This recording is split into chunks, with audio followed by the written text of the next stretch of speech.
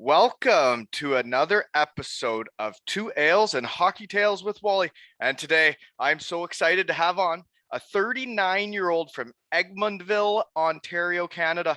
His upcoming season will be his 17th as a professional, if my math is correct. He is part of one of the best college hockey lines in the last few decades, in my opinion, for sure. And he is yet another mighty Bulldog from Ferris State. He's won the Sportsmanship Award in the East Coast. He was an All-Star in the East Coast and a Kelly Cup champion with the Idaho Steelheads. Laced up for 372 AHL games so far, 550 East Coast regular season games, and seems to have set up shop captaining the Atlanta Gladiators since 2015, where he is the franchise leader in points with 373, goals 143, games played 447, leads in every category. So I'm assuming his jersey will get retired. Welcome to the podcast, Derek Nesbitt.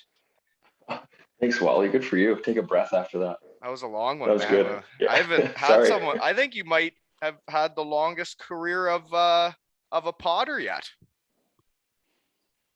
Yeah, 17 is a long time. You're still going, eh? Still give her another go here. Yeah. So I guess what I get into here is how we know each other, and I guess we got in contact through, I don't know, like the social media pages, things I got for this thing. And we used to battle Ferris against Western Michigan. And then you got me in contact with Legue. And now I've had a few Ferris boys on. Yeah, I know. I just actually listened earlier today, or over the last couple of days, I listened to Blair Riley as well. That was pretty good too. I didn't play with Riley. I did. When he mentioned being called up to Peoria, and I was there that year, so I did get to play with him for the time he was there. So yeah, no, it seems like Ferris guys and Western guys are kind of similar. You know, we were always the underdogs. Like our schools weren't the big schools in the CCHA, and it seems like there's a lot of similarities. I think so. I'm sure we'll get to a lot of that more, so I don't want to go off the rails on you yet. No worries. One other reason I know you is I went on a golf day with my old man, and we were in a small town in Ontario, and at the golf course there's pictures of you up on the wall, like hometown course of Derek Nesbitt. What course was I at? That would have been like a decade ago. I was playing college against you. Yeah, that's in Seaforth. It says I know you mentioned Egmondville. It's like I really am, I guess, from Seaforth, Ontario, but my parents live in the Egmondville, which is, you don't really know. You cross the tracks and you're in Seaforth. You cross the other way, you're in Egmondville. But that course is my parents live on that course since I was in like ninth grade.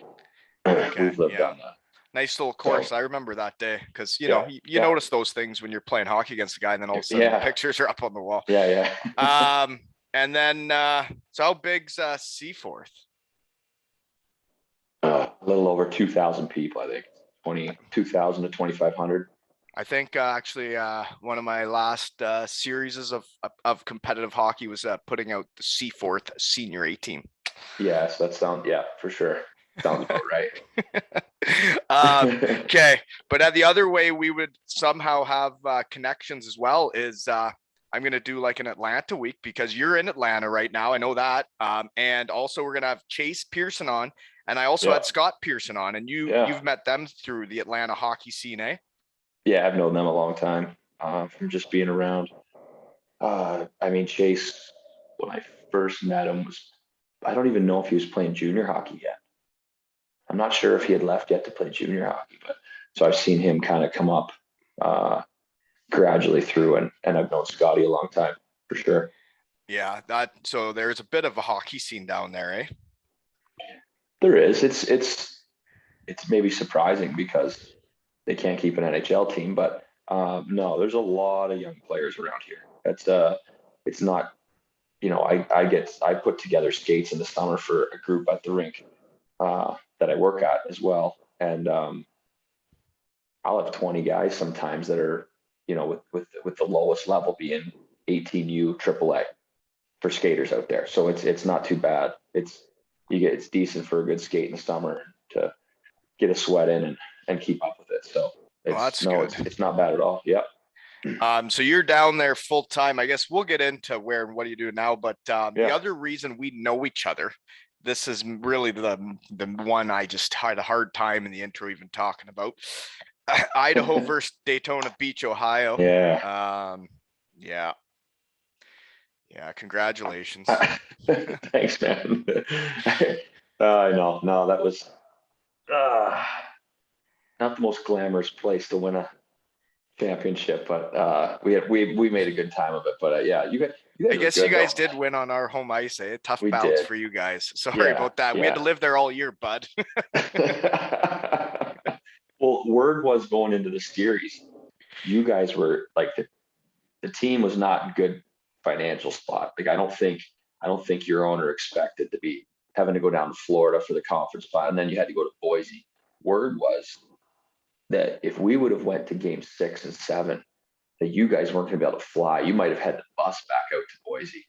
Or the other side of that was that they were potentially bargaining to play all 7 games if necessary in Boise, which would have been phenomenal. But nice place, really nice place, nice arena. Awesome. Like what a town. I'd never been to Idaho or like Boise. I'd never been out there. Yeah. And Daytona Beach had probably never been on a plane to a game either, but we got out there and man, it was like all the boys were just like, we had no idea there were cities like that in the East Coast Hockey League. Oh, it's so perfect for the minors. Like it's such a great minor league sports city. It's phenomenal. People are awesome. Just it's a little college town too with Boise State. So like the nightlife scene's like fabulous. I mean, the weather's actually unbelievable there. It's not really brutal winters. They consider it like high desert. So it may snow a little in the morning, a little dusting, and then but by 2:00 in the afternoon, you're maybe wearing a hoodie and a hat, but like nothing. It's nothing too wild. So beautiful. We came. I guess it's whenever the finals are, so it's like pretty well June, right? And it was end of May. Yeah, people are biking around. Everybody just looks so happy. And then we've been living in Daytona Beach, Ohio, and it's just like this is so unfair. But you guys did end up winning. You guys were basically the way I looked at it was we were both very defensive teams that like could really shut her down in the playoffs, but you guys just had more skill and you guys were just we were a very good team. We were really we were a good team. There's not, I mean, I think there's you're right. Handful. I mean, our 10th forward was Jay Beagle. Was he? He was on that team? He came out of school that year. He left school after 2 years, came to Boise. He finished the year with us as like our, 9th, 10th forward. He's the first guy in history to win the Kelly Cup, Calder Cup, Stanley Cup as a player. Really? Maybe as anything. Yeah. I also, fun fact, I had the German that won the 3rd, 2nd, and 1st league, Peter Abstrader. Okay. So he won his 3 leagues, but that's interesting. I didn't even realize he was on the team. One guy I remember from that series was Crombeen, BJ Crombeen. Yeah. I remember when he fought Lane Manson in your barn. Lane Manson's a 6'9" guy that was on. I played with Lane the year before that in Atlanta.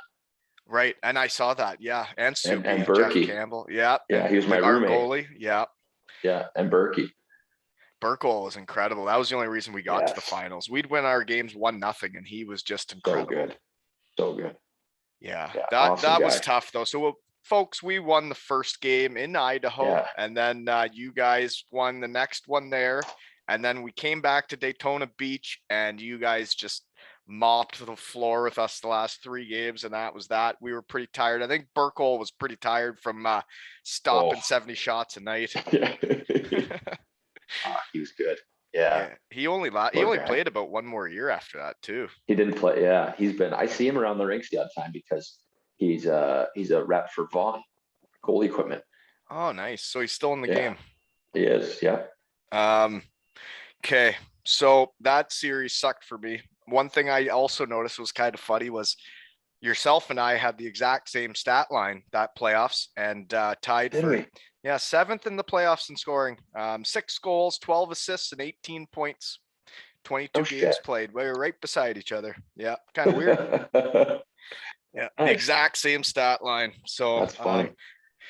yeah, I guess I needed to do more. Couple players. Yeah, we were real prospects back then, I tell you. Prospects, Yeah. eh? Yeah, still working on that. Oh, yeah, I said you're 39 years old, so how do you still do it? I'm curious because I can hardly like tie my shoes. So like how are you still playing with those young punks? I I don't know how long ago it was.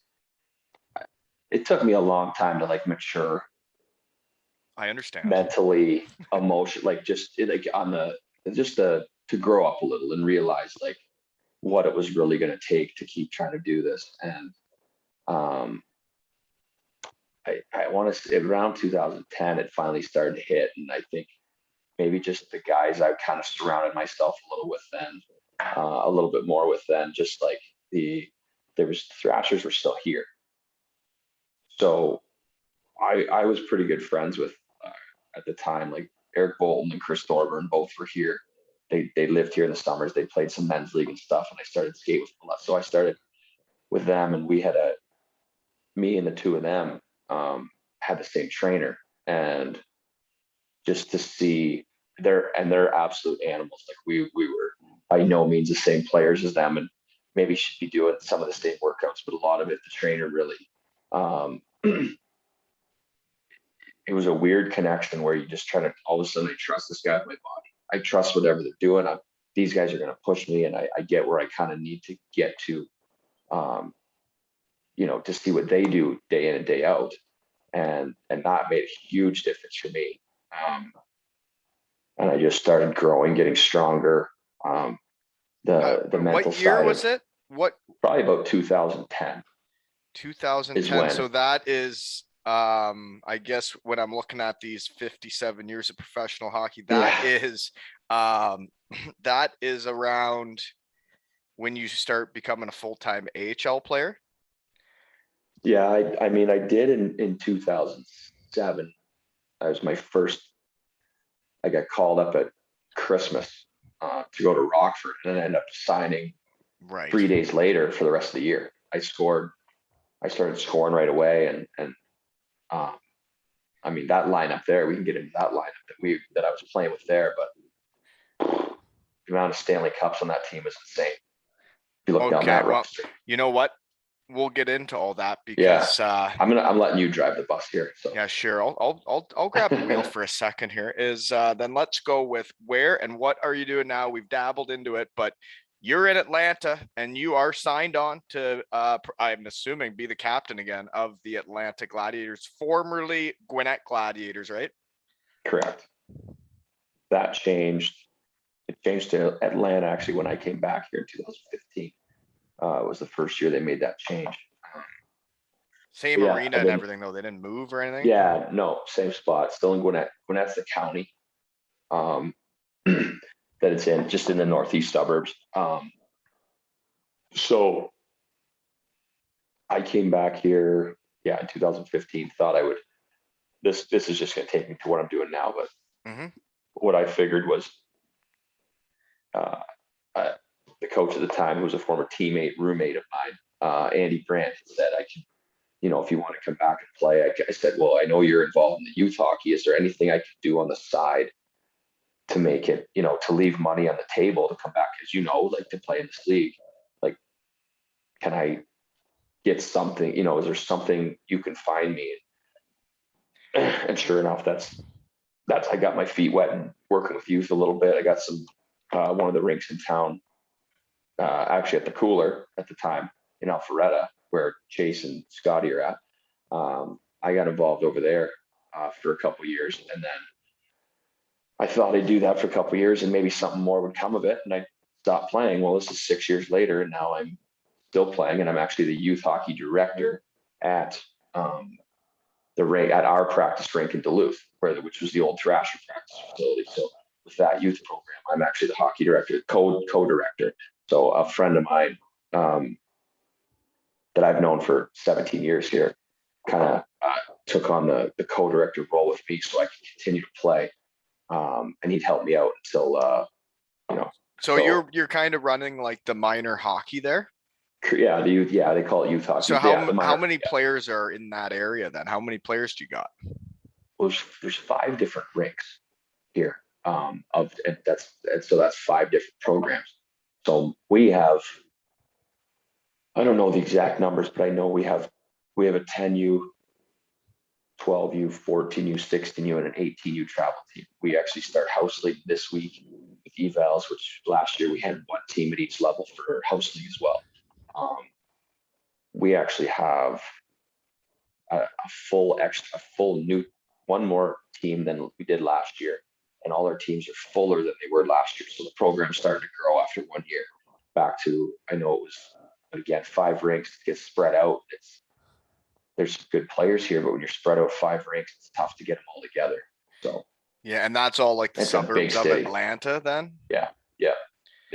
Okay. Well, that's kind of like, I remember being a rookie and going up to Syracuse, and it was actually one of the guys that came on the pod, Darcy Verreau. Like, I wasn't getting a chance in the AHL. I wasn't getting the top 2 line minutes. And I remember we're at the bar the one night. He's like, if you don't make it, you got to find a home. You got to find a place where they like you, where, and he's like, there's places that can make it work for you. And you get like help you get a side job or something to top it up. Cause East Coast isn't really, it's not, I guess, whatever, right? It's not a career. You're going to need to do something afterwards, and you're going to need to, especially when you start having kids and stuff. So you do have a kid too, right? I do. Yeah. He's 2.5. Yeah. So, yeah, that's all part of it. So you got a kid and you're into that. So you're a busy guy, and you got to train enough to play with the young punks, eh? Yeah. That's for sure. Wow. That's going to be busy. No, it'll be okay. That's where, with the co-director, my duties kind of lessen a little bit during season, and the kind of the coaches I'll take over anyway. I mean, I'm not really on the ice with the kids running practice as the director. That's the coaches. That's what they're there for. So it'll just be emails, calls, checking in on things. I like to take my little guy up and watch practice and stuff the odd night. So when I'm home and not on the road, we'll do that. Well, it sounds like a good setup. Like, it sounds like you found a home there in Atlanta. Yeah, Gwinnett. No, this is home. Yep. Yeah. 100%. Okay. So minor hockey then, in, I guess, Seaforth, right? To the Sarnia Steeple Jack Bees, which is another team I don't really like to talk about on the pod. Why is that?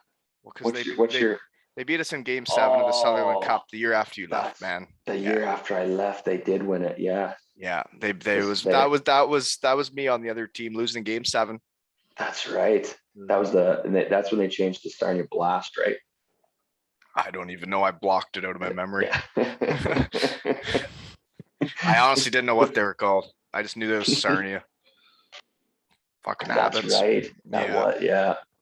So you played with those Abbott twins, eh? But it's alright. Seaforth minor hockey. Let's not talk about them. Sure. Yeah. Hate losing. Go ahead. Seaforth. Nice rink, by the way. I played in at Senior A. Nice rink. Nice player. We moved there when I was 3, and my dad because he got the job as the arena manager there. Which he navigating lieutenant, by the way. Sorry, I almost forgot. Okay. Yeah. I've spent many nights in Bayfield, by the way. Oh, yeah? If you ever make it home, we should meet up for a pint. Absolutely. Oh, we will. Bayfield's, I go every time. It's 15 minutes from my hometown, from Seaforth. Yeah. And this place is incredible. It really is. Yeah. Sorry, he was working at the rink. Go ahead. He ran the rink there for better part of 20 years, I think. So he's working for the township then? Yeah, as a rink manager, and then he was kind of like the local. Essentially what I'm doing now as a youth director, he was kind of doing that for every sport in town. He was running everything. And that's where but for me, like growing up, there was a couple guys before me, like Boyd Devereaux and Mike Watt, who played in the NHL, both a couple Stratford Culletons, so nemesis of your Elmira Sugar Kings. They were, 4 and 6 years older than me. They used to always go skating in the mornings before schools. I remember being before school, Dad would always open the rink at 6:30, and they just buzz around and play around. And I remember he started taking me when I was probably about 6 years old. And I just, pissed around at one end and watched them. And I was just, they're, like I said, they're 4 and 6 years older than me. This is the coolest thing ever. These guys are great. So I kept doing it. And then until they went off to high school and played junior, and then I would start doing with my buddies. We'd bring, there'd be 15 of us that would start skating, and it would just be just your sweatpants, helmets, and gloves and skates. We'd shoot pucks Before school. Like 2-3 days a week I would do this, and we'd just shoot pucks around for a bit, and then someone would bring like road hockey gear, and we'd play shinny with a tennis ball. And I still to this day I make our youth kids, the youngest kids, play like little cross ice games with the tennis ball at the end of practice. I said, I swear to God, it helps your hand-eye like you wouldn't believe, and you see the touch from it. I think that's what I always attribute to like things that helped me with hand-eye and stuff, was playing with tennis ball like 2-3 days a week on the ice. But he kept doing this, and then after me, and you've probably heard the stories, but that's when the O'Reilly brothers started coming in, and he's opening up for them in the mornings and whatnot. So there's a whole list of kids that ended up coming through town there that he kept kind of doing that for. And I don't think, and it's my father, but at the same time, like the kids in that town who kind of made it or out of there, whatever, like wasn't going to happen without him at the time. It's pretty wild. So, and I don't know if you heard that story about.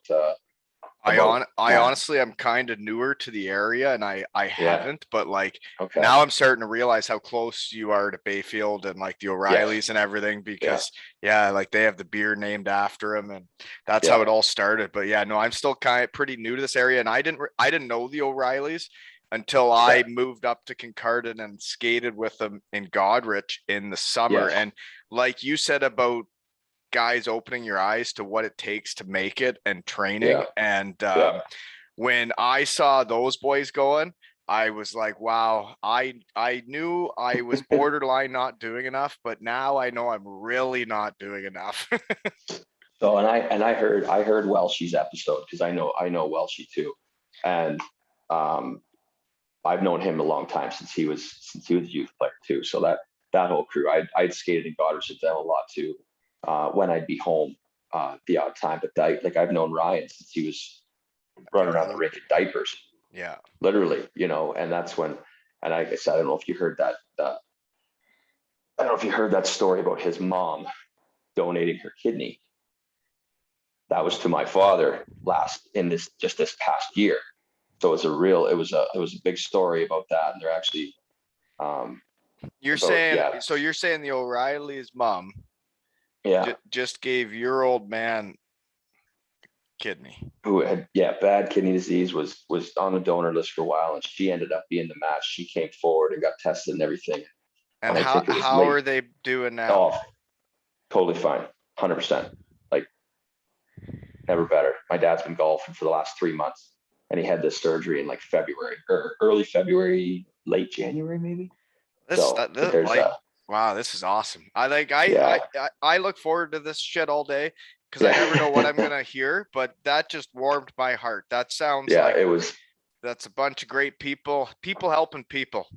Yeah, and that's what she said. She's just, Bonnie's, I mean, they're such a good family, but just saying, like, just the opportunity he gave them. I mean, that's not why she did it. It wasn't because he gave them ice time, but it was just knowing, like, hey, we're here, we're healthy, we could do this, and it's going to help people that helped our family.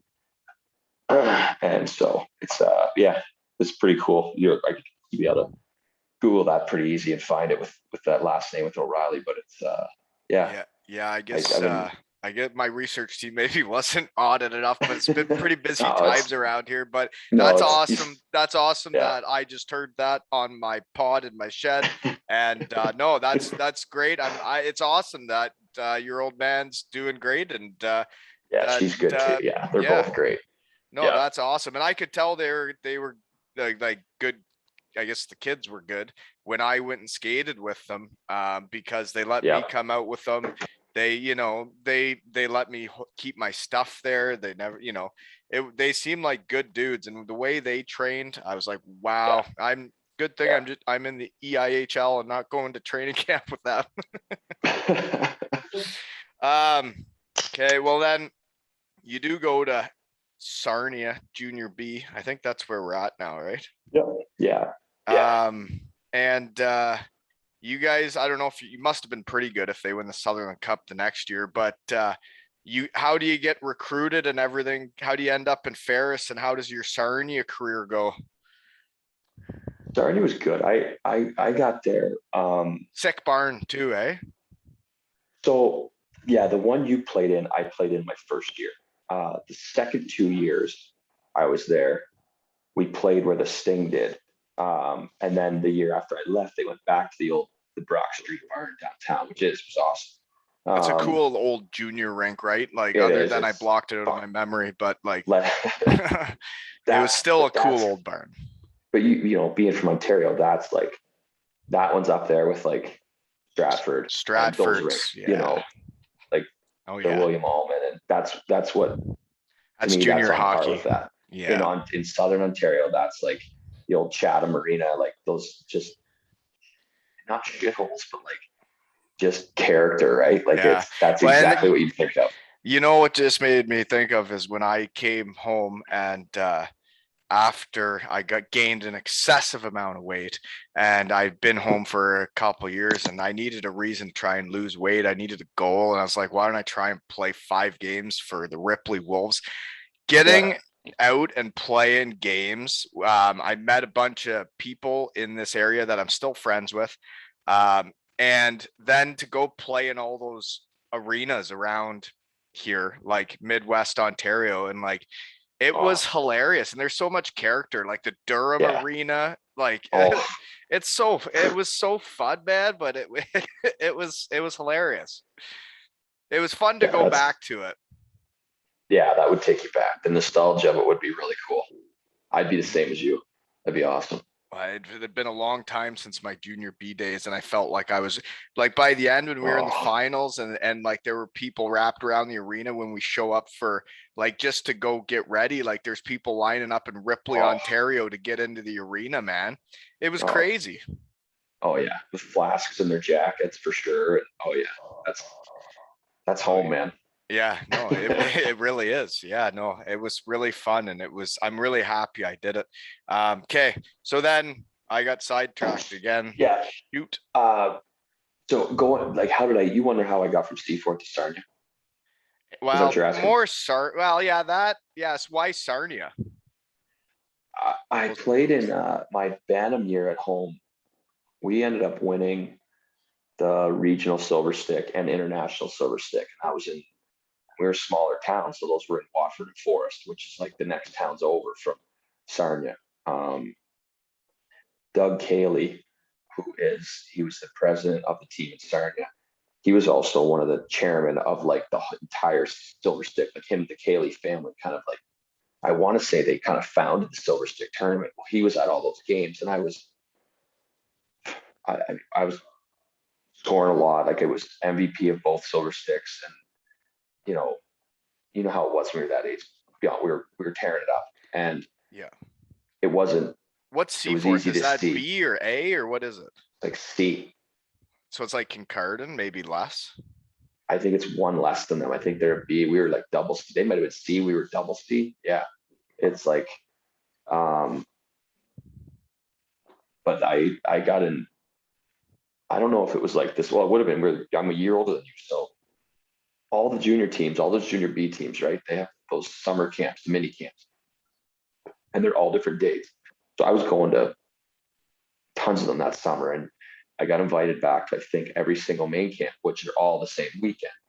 The only two I went to was Stratford and Sarnia. Stratford wouldn't. I'm like 25 minutes from you. I wanted to go there. Everyone from Seaforth always went to play in Stratford. Waddy, Rem Murray, Mike Watt, Boyd Devereaux. I'm like, I'm supposed to kind of be the next guy going there. Yeah. And they wanted me to play. I think AAA had just come into town here at the Lakers. The Seaforth Lakers just started when I was like a first year Bantam, maybe. And I never played it. I was like, no, I'm going to stay home. I could play. At the time, I could play Bantam, Midget, and Junior D in the same year, the old Junior C and Junior D teams around there. So I did that as like a 14, 15-year-old. And they wanted me to play they wanted me to play in Stratford that year. I was like, well, Sarnia wants me to play They there. I'm wanted like, you to play in Stratford, like for the Colletons when you're 14. no. When I was in 16, when I was at their main camp, they wanted me to play AAA there. Oh, They AAA, wanted, not okay. they So were it's they were starting to back that and like, well, if you play AAA this year, you'll be ready next year. Well, if I'm ready here, I'm not ready for you, but Sarnia says I'm ready there. I'm like, I think I'm ready to make this move. And yeah, so I said, smell you later. I'm gonna yeah, go to Sarnia then and do that. And I was there 3 years. and it went well. You had good numbers, and you get a full ride. There you go. So Still it worked pisses you out. off Yeah. though, eh? Yeah. That's if I look back like that one, because that was the one place I really, really wanted to go. And And at that age, it means more, right? Like you're so it did. into it, and you Yeah. don't Yeah. like. For me, like I don't really know what it's like, right, to grow up in a town that doesn't have a local junior B team you get a scholarship from. Like Yeah. I grew up in Elmira. Yeah. I play AAA Bantam. I make the junior Yeah. B team, and then everything kind of just falls into place. But like the guys that are from different towns, it's like, well, you got to move away. You or Yeah. don't you? Can you live at home? What's it like living at home when you're trying to do that? Is it easier to move there? There's a lot to it, right? Yeah. And I knew guys making that team, and I was like, and back then you're like, this guy's playing here. I could play here. Like Yeah. there was no doubt in my mind I could play for that team. Like so it really soured me. So I Especially was, if they're telling you they want you to just go back to like minor hockey AAA and yeah, you're ready and your buddies are making it or guys are making it that you're yeah. like, I can play with him. You don't want to be in the minor hockey. You want to be on the bus with the older 20-year-olds and learning about life, right? Well, my tune completely changed. It was just okay. And starting, I'm going. That's it. Like there wasn't even a question. I walked out of there. I walked out of there. As immature as I was, I actually did. I walked out of there and I said, "Thank you. Um, I've always wanted to play here, but you don't.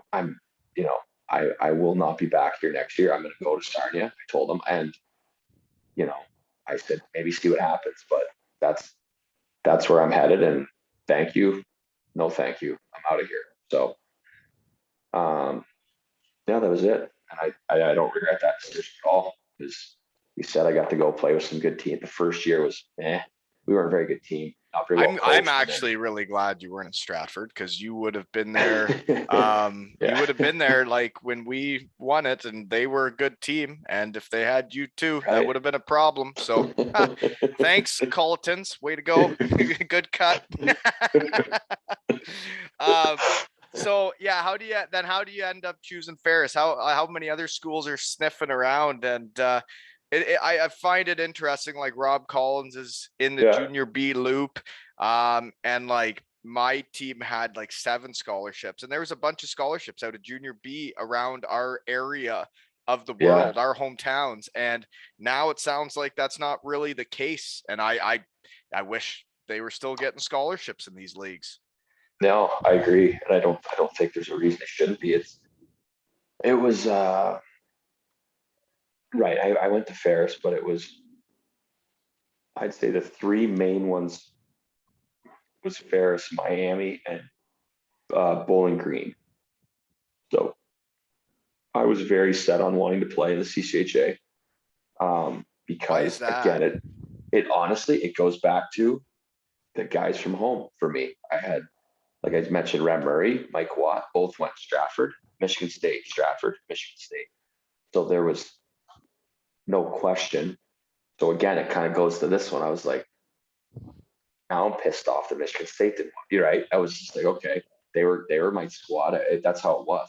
I looked up to these guys, and that's what my first game, my college hockey game that I ever watched was at Michigan State when I was a kid. We went to see Mike and Rem play. So and I had a connection to them too, because like I said, with Dad running the rink, he coached both of them a little bit too, I think, in like maybe midget and even like junior D for the junior D team.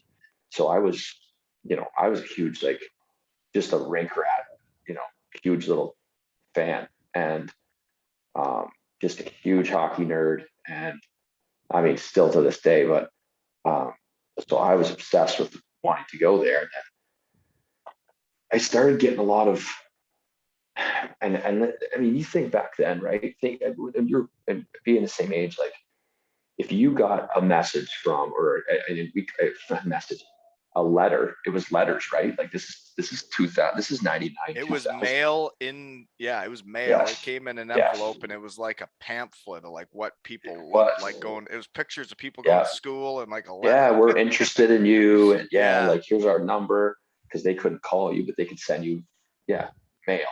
So I was getting a lot of mail from like Ivy League schools, and it wasn't, back then, what the little knowledge we knew, they weren't hockey schools. I Like, was they the were. same way. I got something that I like. Yeah, I got Now a it's few of them, changed. and you don't know anything about it really, right? Like I didn't know anything about most of college hockey in the States when I was getting recruited.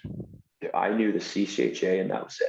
And just because I followed them and the little knowledge I could find, I was always looking at that, what that was going on there. And I and as soon as a CCHA school contacted me, I was like, boom, okay, I'm in. Like, tell me, like, I want to go.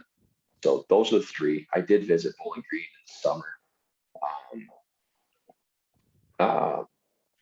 And then I just talked with Miami, and the biggest pull for me was Jeff Blashill was the assistant coach at Ferris. He was the one recruiting me, who's now the coach of Detroit. And little background, he also went from there to be the head coach of Western and took them from last place to first place or whatever in a year. Yes. Carry on. So he went, so well, I love Blash. Like, just I connected with him. The Broncos felt the same way from what I understand. Man, that guy could sell ice to Eskimos too. Like, he was just a great talker. He sold it. He played at Ferris. He became a player, a student assistant right when he was done, and he had been there a few years. And I want to say, I don't think Robbie Collins was a senior my freshman year. I don't think he played with Blash. I want to say Blash's first year as a student assistant would have been RC's first year. And I don't know for sure. So he worked his way up from that quick to coach to the NHL, and they just resigned him even after the trying years, because they know they don't have the roster with Detroit. There's right? A process. Yeah, they're trusting the process. They know they don't have the roster, but they know they have a good coach and a good dude. And when you hear about former players talking about a coach like that, obviously they know what they're doing. Yeah, he worked his ass off. Now I only had him 1 year. I ended up, like I said, so I chose Ferris. I only had him 1 year. He left after my freshman year. He took a job at Miami. And then in came who, to me, was probably so good for me as a guy I could talk to, which I really needed in school. I was at school because I could play hockey. Besides that, I was not ready for the school part of it. No, I was not ready for the lifestyle of Oh, like, yeah, instead of yeah, Seaforth, you're in. but just I wasn't as grown up. Uh, yeah, I guess mature. I wasn't close to mature enough ready for that. I could just really play. Like I was at home. The only place I felt comfortable really was at the rink because You could play. I knew what I was doing there. Like there Yeah. was no question. I was just, It's a lot, man, for guys from small town Ontario, yeah. like small town Ontario, to go there. And then it is like, it's different, man, especially like Kalamazoo, Michigan. And there's like, it's a lot different than the way we've Well, grown up, and there's and a with lot more Ferris, action, right? there is, and it's not like the the big city lights of Big Rapids, Michigan were like too much for me. It wasn't Right. that. It was just it was trying to fit in, you know, on a day-to-day nightly basis with people who've been doing this that are, I mean, like you got 24-year-old seniors. I went in, I had just turned 19. So I was a young freshman. I was the youngest freshman in our class. And there was um, just a lot more experienced kids than me and that life experience. And that's just what it was.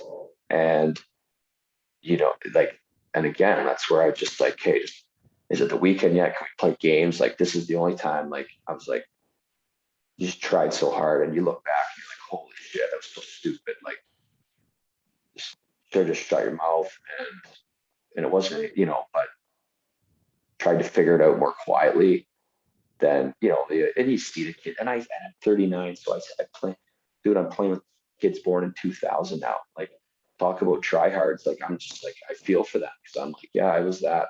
Man. I get it. Like, just not easy, trying to, fit in right away. And it was what it was. But like, again, thank God I could play or it would have been really ugly. Thrasher, Belgian with so, fear. No, but so, then oh, the, that the was what I was getting at. What I was getting, sorry, I went off there. What I was saying was when Blash left, Derek Lalonde came in, who was the assistant coach with Tampa now, who's just won 2 straight cups with them. Who Geez, what kind of he, coaches were you having there? buddy, he was and is the best guy. Like, Who's recruiting I, these coaches in Ferris? Who's hiring these people? Where are they coming from? man, it was special because I had him the next 3 years. He, I'll never forget. This is the type of guy. This is the type of guy Lond is. I was I was watching a Lightning game this year, and my little guy, jumped up and said hockey, hockey at the TV screen. It was a Lightning game, and I was videoing it, and I videoed it and I sent it to Newsy, and I said, hey, I guess he picked the right team, and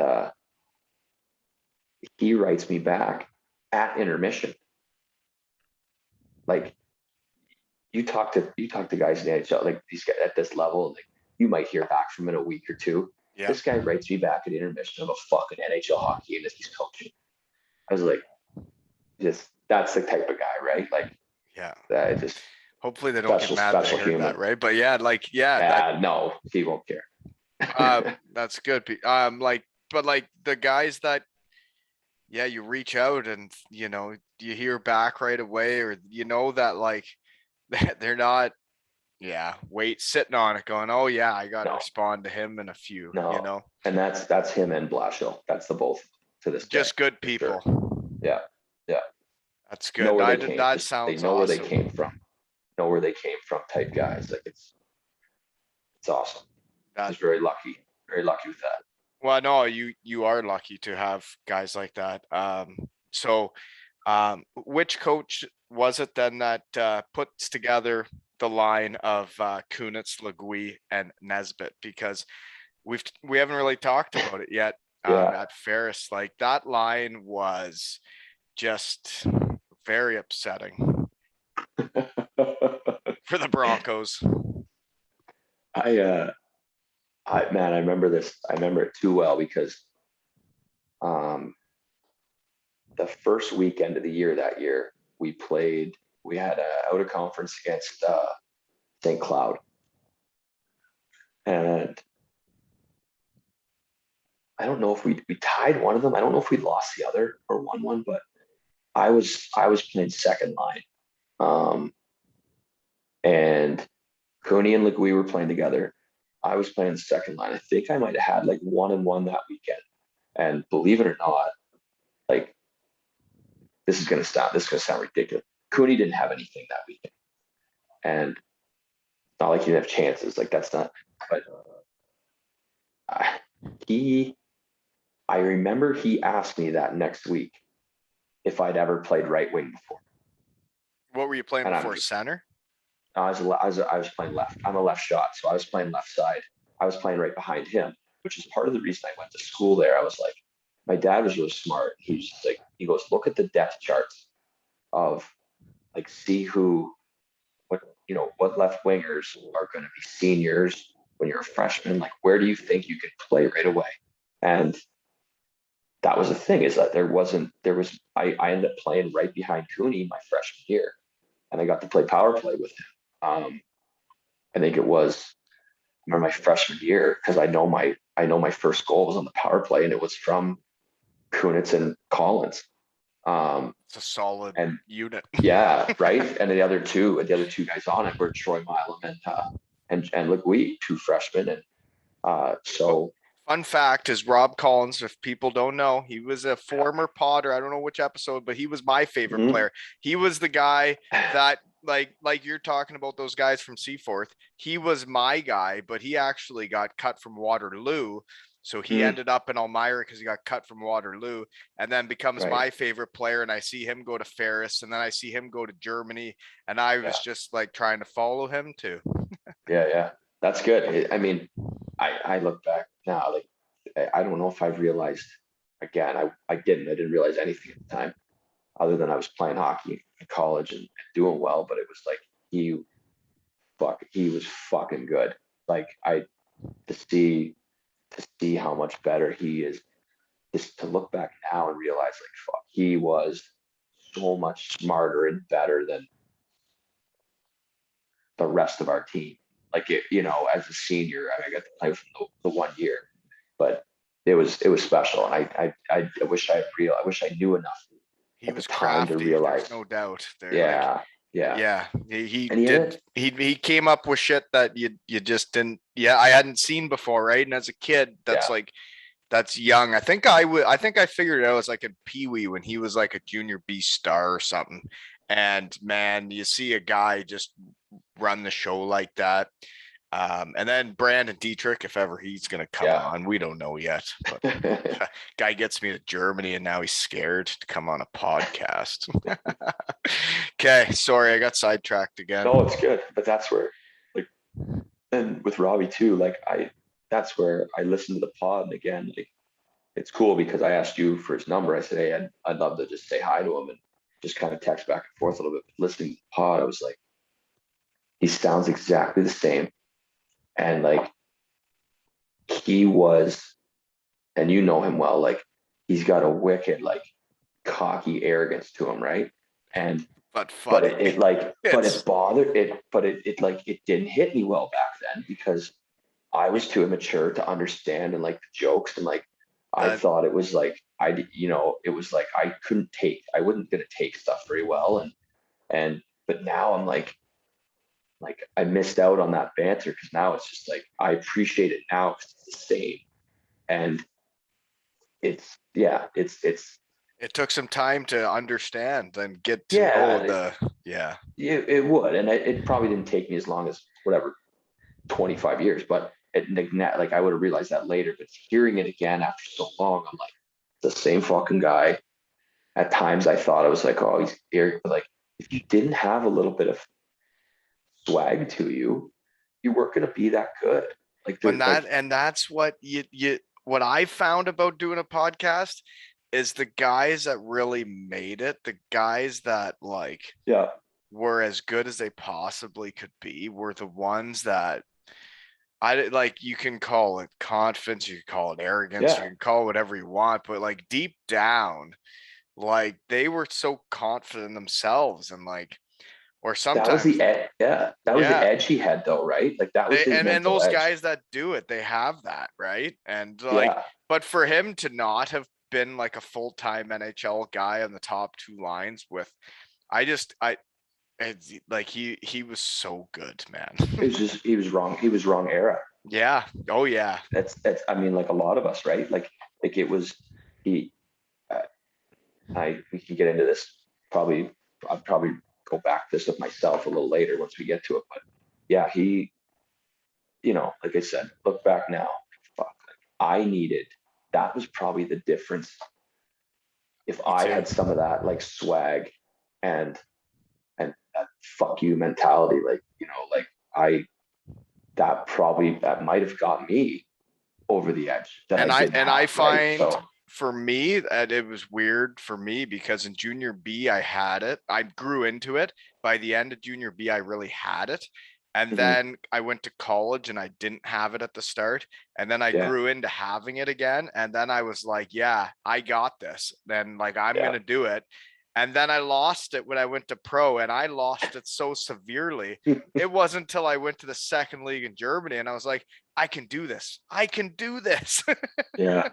You know, you got to believe in yourself. And like Oh all man. these guys that, like, especially when you're having on the guys I have on that all had similar careers to myself that we didn't Yeah. make it. They're deep down, we were all like happy we were there, right? Yeah. It's it's wild, man. But I mean, and I go again.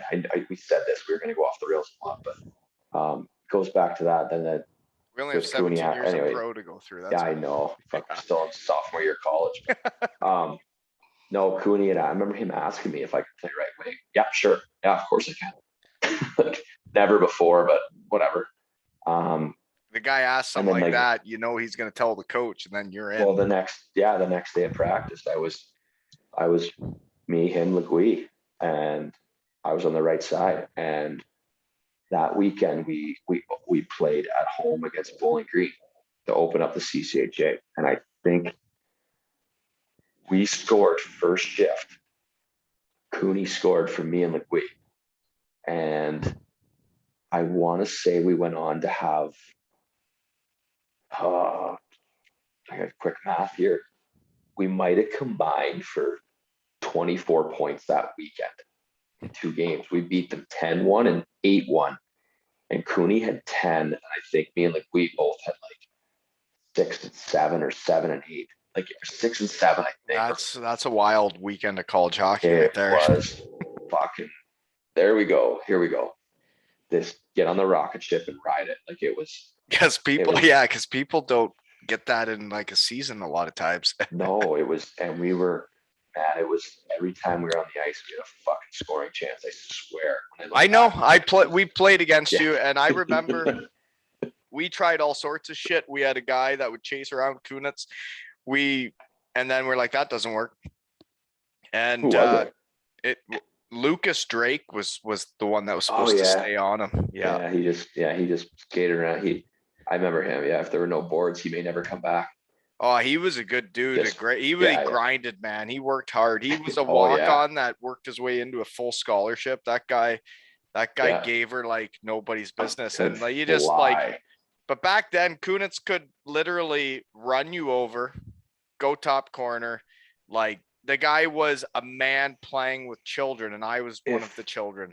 It was scary though, man. Like even like I think I was on his line in practice because even then, like he had the most fuck you to his game that I've ever seen in all my years. There's no one that had that. I will kill you to get this puck, and I'm not even lying when I say kill you. Like if he broke his stick, hope he doesn't stab you in the heart with it and try to keep going that shift. Like he was friggin' An animal.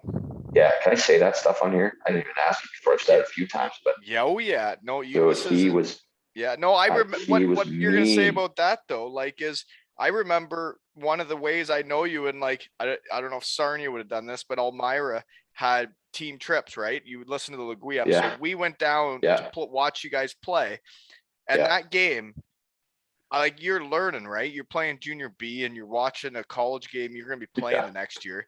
And I remembered like Collins, like probably spearing a guy. He liked to do that. But you told this on Robbie's episode too, and I started but to then remember Kunitz comes out of nowhere, and like I remember this play because it like stuck with me because I was like, wow, this is real. Like he does that. There's a guy going at him, and Kunitz comes out of nowhere and just skated through him, like through him. Yeah. Yeah, he was an animal. Yeah, he scored 80 points that year with us, and he was still like, he was gonna. Anyone touch me or Jeff, like if you're gonna deal with the guy that's scoring 3 tonight, like it was unbelievable. Yeah, and I was a big fan when he did his whole career and like watching how successful he was and playing in the Olympics and all that. Like, man, I one thing that was disheartening for me was knowing how good he was and Collins was, and guys like that weren't going to the show out of college. And I was like, how is this possible? Dude, we can get to that once we get to my first year pro if we ever do. But it's a funny story about Cooney there, so we can get to that too. But he goes from so when we finished that sophomore year, we lost the Elite Eight to Minnesota, who won it that year with Vanek, Ballard, Talixon, Jeff Tafe. Like they're so good. And Cooney gets hurt in that game. Keith Ballard actually kind of knee with Cooney, and it sprained his MCL. Well, after that game, he lost. Cooney flies right to Anaheim. To meet with them because the doctors wanted to see his knee, and so he had to go meet with them. He hadn't signed. He wasn't drafted, so it was like he was literally going. I remember this. He was supposed to fly to Anaheim, meet with them. If he didn't like what he saw there, he was going to go to LA. If he didn't like there, he was going to fly to New York. Or I think it was. I could be wrong, but it was something like that. Anyway, he goes to Anaheim, and he's checking his knee out. It's a little sprain, whatever. He signs there, and back then, the way the salary cap was, the CBA, or the CBA, not the salary cap, the entry level deals. It was a 2-year deal. 2-year deal, signing bonus 1.1 million. He got like 550 on the spot, and this is his money. Whatever. This is what they were back then. It's not like I'm talking about his money like that. Anyone knows what the signing.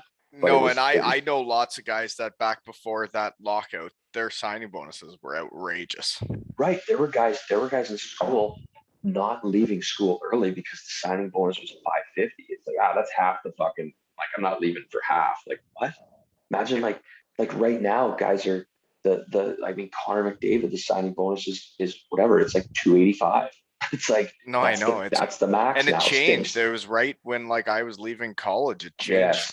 It went to like nothing.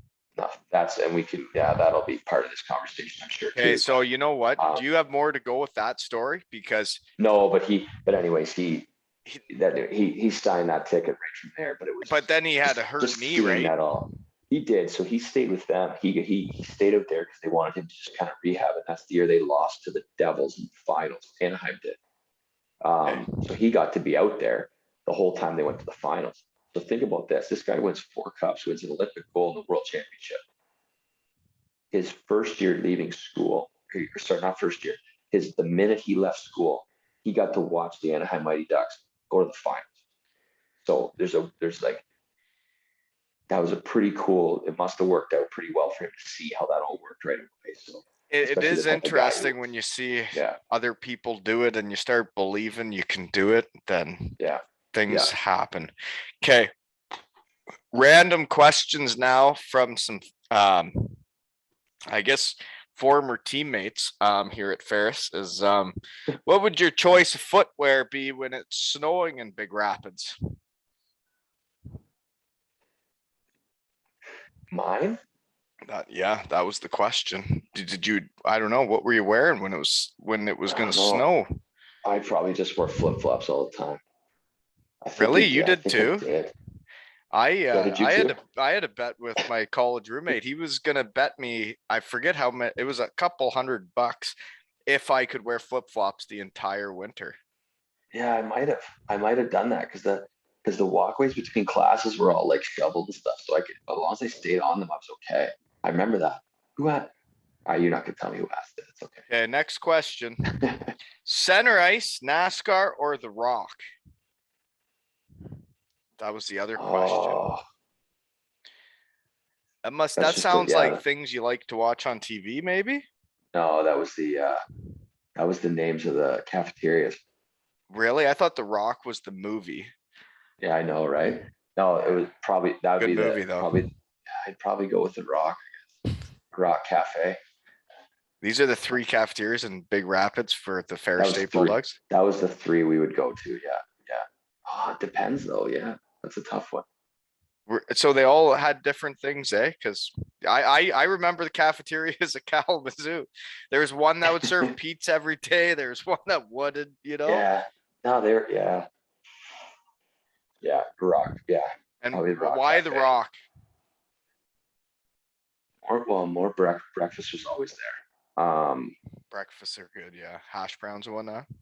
Yeah, between there and Center Ice though, that's a tough one for dinners.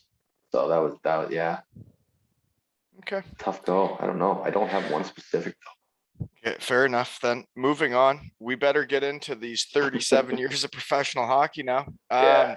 So I remember you and Legue. I remember you for being on the golf course wall there and then playing against Jeff Ferris and all that. Mhm. But also because you guys were having a big senior year, you and Legue, when I was having a good year. Yeah. But then, Yeah, you were.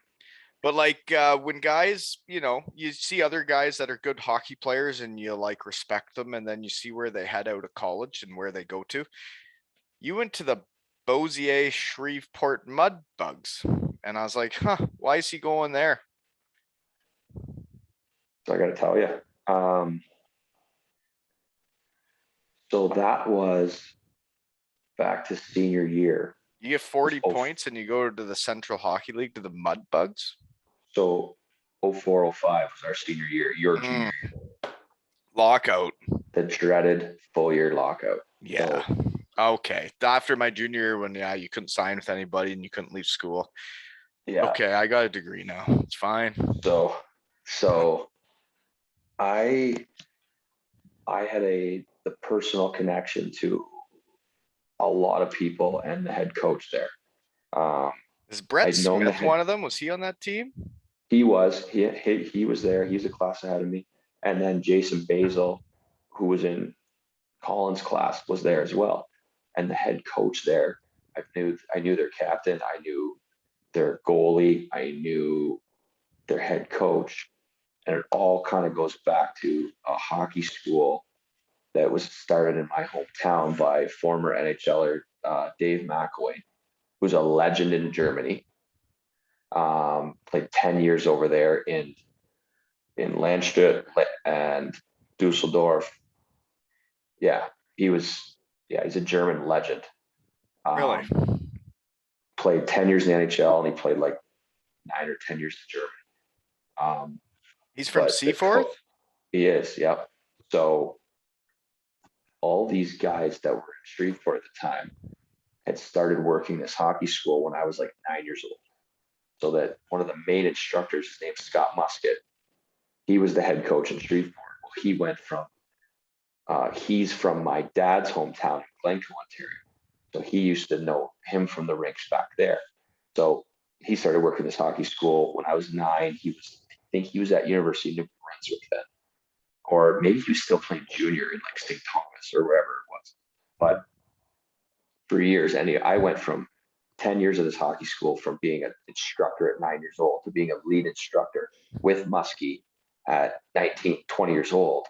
And Muskie was also a big help in me getting started as he was from around there. And so when it came to that, Muskie called me near the end of my senior year and he says, I don't know what's going on with just a lockout or whatever. Do you want to, I said, Muskie, I was like, I had this loyalty. I was like, he stayed at my house for 10 years, for 2 weeks every August for 10 years for this hockey school. And I was like, I wanted to go play for him so bad. I felt like I owed it to him for everything he did for me. And so I ended up going, playing first round playoffs there.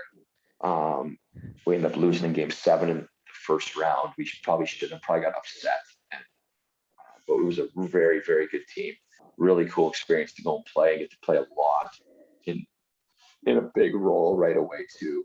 I think it really did help me get ready for the next years. So, so that was, I guess, your pro option out of school after a good senior year and a great career. Like, man, I honestly had no other options. I never. And did you have an agent? Like, did you have a real agent? Because for me personally, I literally had never been spoken to by an agent in my life, not once. Nothing. Until my junior year. I was leading the country in scoring after I think like 2 months. And then all of a sudden, all these agents come out of under every rock. Yeah. And I'm trying to decide which one to go with or whatever. But like, I literally had never spoken to one in my life. No, I never. I did that whole thing with going to Seaforth was all my own with him, with Muskie, because I trusted him. He knew my family. Like there was no issue there. He just talked to my dad and I talked to him. I didn't hear from anyone, man. I left that year. So that year you're playing with Kunitz and Legue and you get over 50 points. You don't have any agents calling you. Sophomore year, no, I didn't hear a fucking word, man. No clue. No idea. That's just 53 points in a college season. And like, I just remember it from being in small town Ontario is like, if you weren't in the OHL and you weren't one of those guys that went that route, like the agents that were in the area really had no interest in guys going to the US college, right? Right. No clue, man. Like I look back now and I'm like, fuck, should I maybe asked a little bit? Like I didn't know. I did again. So then after that year, then how does it work then? So then you play those playoffs and then what do you like, who gets you your first contract and I guess it's the start of your home here in Atlanta is your rookie year is with the Atlanta Gladiators. So are you on just on East Coast deal and who gets you that? Yeah. I did have an agent then. I did get one and I don't even remember his name off the top of my head because I only had him that year. And then we don't need to talk about his name anyways. No. But it was, and I can get into why I switched. And the guy had the rest of my career after that, who was like a big brother to me. So, but no, I had every fucking ECHL team in the league calling, and they were calling you personally, or what? The East Coast teams through him, and then to me, a lot of were calling personally. Navigating Lieutenant. There you go. Bayfield Brewing Company. Check it out. Go ahead. So I really came down to 3 teams. And I think Legue touched on this a bit. Vegas was one of them. We took a trip to Vegas that summer as a senior, me, him, and Nick Shively, another senior, the 3 of us who stayed at school that summer to maybe finish a couple classes. I know Shively. Yeah. So he played junior B in the Loop. Yeah. Listowel, yeah. He's from Big Rapids. So really? He's actually from, yeah. So the 3 of us went to Vegas and like a week before we went, Glenn Gullitson was the coach there, and he called us. Hey, do you guys? We were literally sitting at the Rock Cafe, and it was they were saying, hey, we're actually going to be there. We're kind of doing a golf trip and doing the casinos and whatever, and not sleep at all. Fuck. Yeah. So, but he said, hey, I'd love to show you around while you're here, and one of the guys is here. He can get you into a couple places and have some fun or whatever. So we took him up on that offer. We got to see the rink. We saw where the guys live in apartments. This is with the Wranglers, the Las Vegas Wranglers. A lot of ties to the Wranglers on this pod too. Yeah. So it was really cool to see that. And I remember like I remember me and Jeff on the way home, just like How are we gonna play complain. hockey like this? We just said I might have been even at the bar one night. We're like, dude, we can't fucking play here. Like we'll be done before we start. We weren't ready for that. And so again, and then for the two of us, it really came down to the two spots where was South Carolina and Gwinnett at the time. And I was pretty torn. And what's funny is the assistant coach in South Carolina at the time was Jared Bednar. He was doing some of the recruiting, and Jason Fitzsimmons was the head coach, who is now a scout for. He's been a scout pretty much since then for like he's been working with the Capitals. That's been their farm team forever. So we ended up going there. I ended up going to Gwinnett, which is like kind of rival teams, which we didn't really realize at the time. But so we ended up playing each other like friggin' 12 times that year. And we were very close to trading for him at the deadline, but he was shipped off to Daytona Beach for the rest of that year. Bounce for him. And that was his ticket to say, get me out of North America. For me, it's just weird when I've had now both of you guys on, and I played against you your sophomore year with Kunitz, but then your senior year when you didn't have him, and you guys both had a big year. You guys were obviously like really good together. I just found it interesting when I saw guys like you leave school and then you don't play together again, because you guys were special together, right? Yeah, we really were. We played together as freshmen. We played together every year. They keep kind of splitting us up a bit, but it always came back together. It was a weird, easy connection right away. Like, man, there's no. And I mentioned Collins being like phenomenal, and obviously Cooney was what he was, but Cooney wasn't like a special, like crazy talent. He was complete special total package. But like, dude, look, we could there's not many guys that I've played with in the last 20 years that were as naturally gifted as that guy. Like, it was special. Like, just the he'd never really call for the puck either. You just hear like a crazy noise, and like you knew it was him, and I just throw it to the area. And it's like, yeah, that's him. Like, we just the blind passes, and like we'd have plays like killing penalties off a face-off, right? I'd drop off in the corners, he'd win it, he'd take off up the middle and cut. I'd sink below the goal line and get it from the half wall D. It would bank pass, and I'd send him for fucking breakaways. Like, it was. And it was crazy. And it wasn't the coaches coming up with these plays. It wasn't anywhere. There was no board. It was just like, hey, win this back snap it, go low, and just take off, and I'll find you. And it was like, sure enough, like the timing was always perfect. Like, just we kind of both, like, with our power play, it ran off not really one of us, but the two of us. And it was, I would be at top, or he'd be on the half wall, or we'd switch, and we could always we could kind of play anywhere. And it was probably what was so deadly is that we were kind of interchangeable. Like, okay, you're over there, stay there. Like, it used to be like, oh, I got to get to my spot. Back to your spot. Yeah. Right. And there's like, no, we're good. Like, we'll just sort it out from here, and it'll work out. We'll find something else. We could both kind of shoot it. And like, I was probably more the shooter a little bit, but, and he'd make a lot of plays, but he scored a shit ton of goals. But it was really special. And I honestly, we talked about it so many times. Like, dude, like, why did we never play together again? It's silly. Like, but I wasn't going to go overseas. He wasn't going to come back. And there was a couple times I thought of, like, when he was in Sheffield, I'm like, fuck, that'd be really cool. But I was still chasing something that I wasn't ever going to catch. But man, you got really close. So let's get into that shit now, okay? Yeah, we got too much stuff awesome to go for, what day? It's only a Monday night here. We can't stay up too late, even though you played this long. You might be a two-parter unless I really speed things up. Sorry. But you're right. Like, no, that got you guys together. That's why I asked the question, is because it was special. And I would have thought it'd be cool to see you guys play together. So you said you wouldn't go overseas. which was going to be part of the show later because I saw you went over there for 1 year. Correct. So, you know what? Let's just go with it. Why do you say you wouldn't go overseas?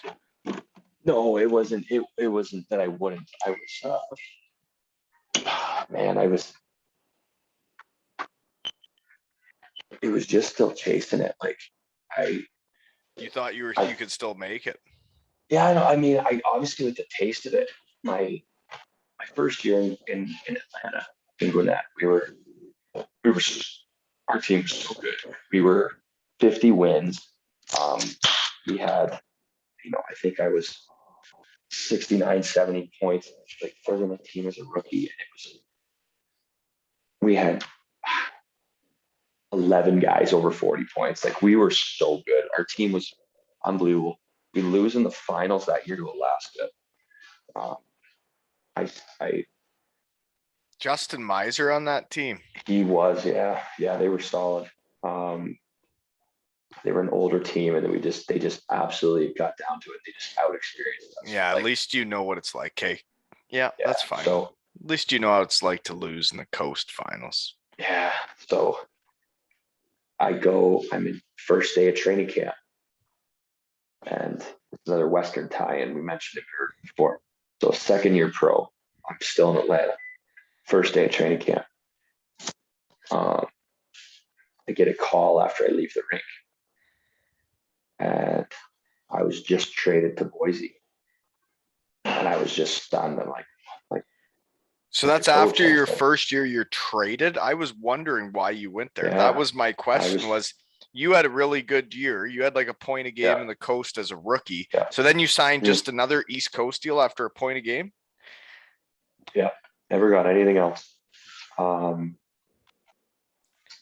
So I get dealt, and the reason was Jeff Campbell, who was my roommate my rookie year, and he had just got sent back from, I think, Grand Rapids camp.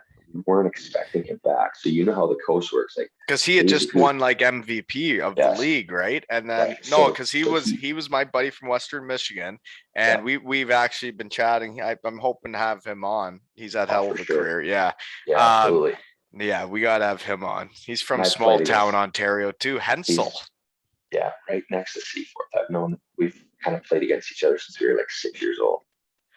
So sorry, he was in Grand Rapids after winning MVP of the East Coast, folks. That's how weird things can get in pro. Is you see some guys go straight to the show that you're like, I'm not sure if he's better than him, and then you see other guys that you're like, I know how good he is, and look at what he's doing, and he's getting another East Coast deal.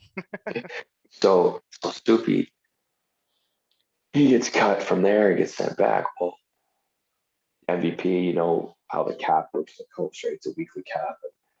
I mean, he's not going to be a light cap hit coming back after MVP. And so you have to clear cap space. So it's not a rookie because they're not enough. You could keep some rookies with a second year guy, middle money guy. You're expendable, and see you later. And the coach ended up telling me, and the coach at the time, Jeff Pyle, who's actually now the coach again here in Atlanta. It's kind of full circle, but anyways, we're very close. But he just said, he goes, I don't want to do it, but I have to make room for Soupy, and Boise called about you right away. And he goes, I know it's a good place, so I'm not sending you, to a shithole. And he goes, I think it's gonna be a really good situation for you, which it was probably the best thing for me. I go there and I play with an older centerman in Marty Flickle and another veteran guy in Lance Galbraith, who has won a couple Kelly Cups. We were absolutely lights out. And I get back I'm on the right side again, just like college again. And it was like, Scott Burt, who's another unbelievable veteran ECHL guy. I think he's won 3 Kelly Cups, right? As coaching and 2 as a player, maybe 3 as a player. I don't know, but one of the best teammates I've had in my life, one of the top 3 for sure.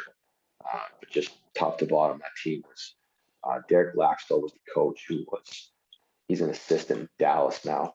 They lost in the final. He's still in Dallas. Special play, special group, just as you did again, played in the All-Star game that year. That you had a hell of a year, and it's a great city, and you must have had a ton of fun. I'm not sure if I want to hear or not, but you guys did beat us in the finals, and you know what? It's a championship you won. So what happens when you guys win it in Daytona Beach? What do you guys do? Like, what would you have done? There's nowhere to stay. What would you do? No, Buffalo Wild Wings? Remember. Jesus, it might have been. It was this little hole in the ball bar we went to, but it wasn't until like 1 a.m. We stayed in the locker room for so long. And winning on the road, stay together. And like we mentioned, with Daytona Beach not having any money, they when we left the locker room that night, half the ice was already out of the rink. They were already taking the ice out because it would have cost too much. They were like, cut any expenses at all. So they were literally taking the ice right away. It was half of it was gone. It was hilarious. So we came out of there midnight. You guys must have been having a giggle because guys didn't even have sticks to play in the finals. I know. That was upsetting. Well, the sticks weren't the problem that round, though. So we're in the airport the next day in Cincy. I think we drove to Cincy the next morning and caught a plane from Cincy.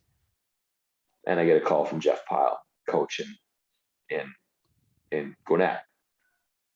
And hey, just want to congratulate you. And I was like, well, I'm going to see you in a few days. He's like, what? He said, well, because at the time I had a girlfriend in Atlanta at the time. I was coming back here for the summer anyway. And I said, he's like, oh, really? He's like, oh, come stop in and see me. And I knew what that meant because as a tip from him, when I first was being recruited by him, Jeff goes, listen, I know you can go to Vegas, you can go to wherever you want. He goes, I'll get you this right now. He goes, if you don't like it here, I'll trade you. This has always been his thing. It's like, he's honest. If you don't like it here, I'll send you where you want to go. He goes, give me a chance. He goes, I'll even put in your contract that you can be a free agent at the end of the year. So you don't have to be stuck here. Like everyone owns your rights, right? He goes, you don't have to be stuck here in this league. I said, okay. So I got that in my contract the second year too. So Boise didn't own my rights. So I was free the next day to basically go wherever I want. I think 5 days after we won it, I was already signed back for the next year. And that's after you win a championship in such a beautiful town and you have so much fun and you got a great line, a great team, you win it all. And within 5 days, you're already signing back in Atlanta. Yeah. We had a good chat. I knew some of those guys were going to be gone. I knew like in Boise, it wasn't going to be the same team. Like that team's going to. Well, in the East Coast, they're completely different teams every year, right? They're completely different players. You look at the rosters of Idaho and Dayton the next year, it's hardly any of the same players. Right. So, but the next year I get to go back. Guess who I'm playing with again? Soupy. Really? And he was back there again. Because I played against him in the AHL and he was on like the top line with Grand Rapids and he was playing with like Hadar and Krog or something. And like, he was the man out there. So he did go back again, eh? So he was back again. He got called up a little bit at the start of the year.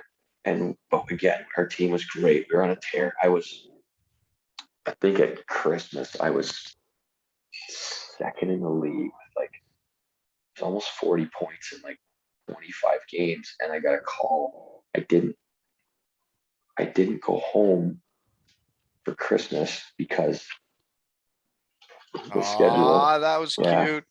Yeah, spend time for her. Good night. I'll stick around with you. Thank you. Night, babe. So at Christmas I get a call or Christmas Eve, and because I was in town and available, Rockford needed a guy for a few games. So they asked me if I could fly up Christmas Day. I was like, yeah, that's, sure. I've never had an American League game yet. And you're second in the league in scoring. You've had what right it now? was? Hold on. I got to say this. You had basically a point a game your rookie year. Then you get 81 points in 66 games, win the whole thing. You're an all-star, and you're still on East Coast deals. Isn't it fun?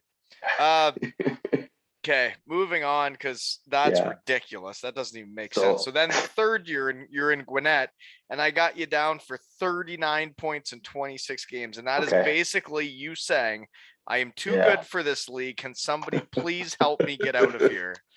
Right? So you want to know who the guy was ahead of me in scoring with 40 points at that time that year? It was David Desharnais. Oh, yeah. He had a season in Cincinnati, right? Yes, they won it that year. Yeah, he had 40 at that point. I remember that. He was one ahead of me. And so I go to Rockford. We play a game. Funny enough, it was in Peoria on the 26th. And back then, you know how in ECHL it's like 10 forwards and 60. Yeah.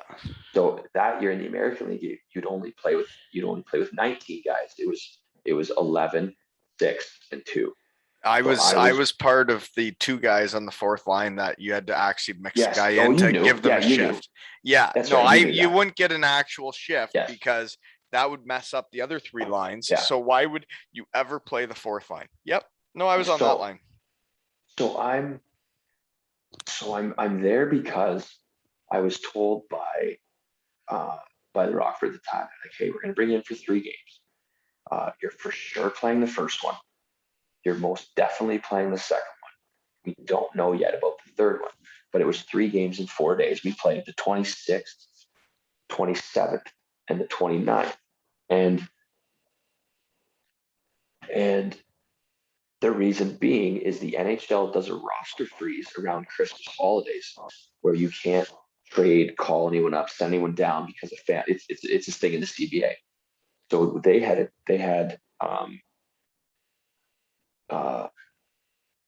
Blunden. There's Mike Blunden, maybe Brower. No, maybe not Brower. St. Pierre. They were all up on roster freeze at the time. So some forwards and maybe a couple others, not sure. But I get there and me and another guy are called up and we're the 10, 11 forwards. And I'm like, okay, whatever. Like I wasn't guaranteed much other than which nights I'd for sure play. And I'm just like, okay, let's fucking go. Yeah, let's do it. So, yeah. But I was also playing on the second power play unit. You got on the second power play unit?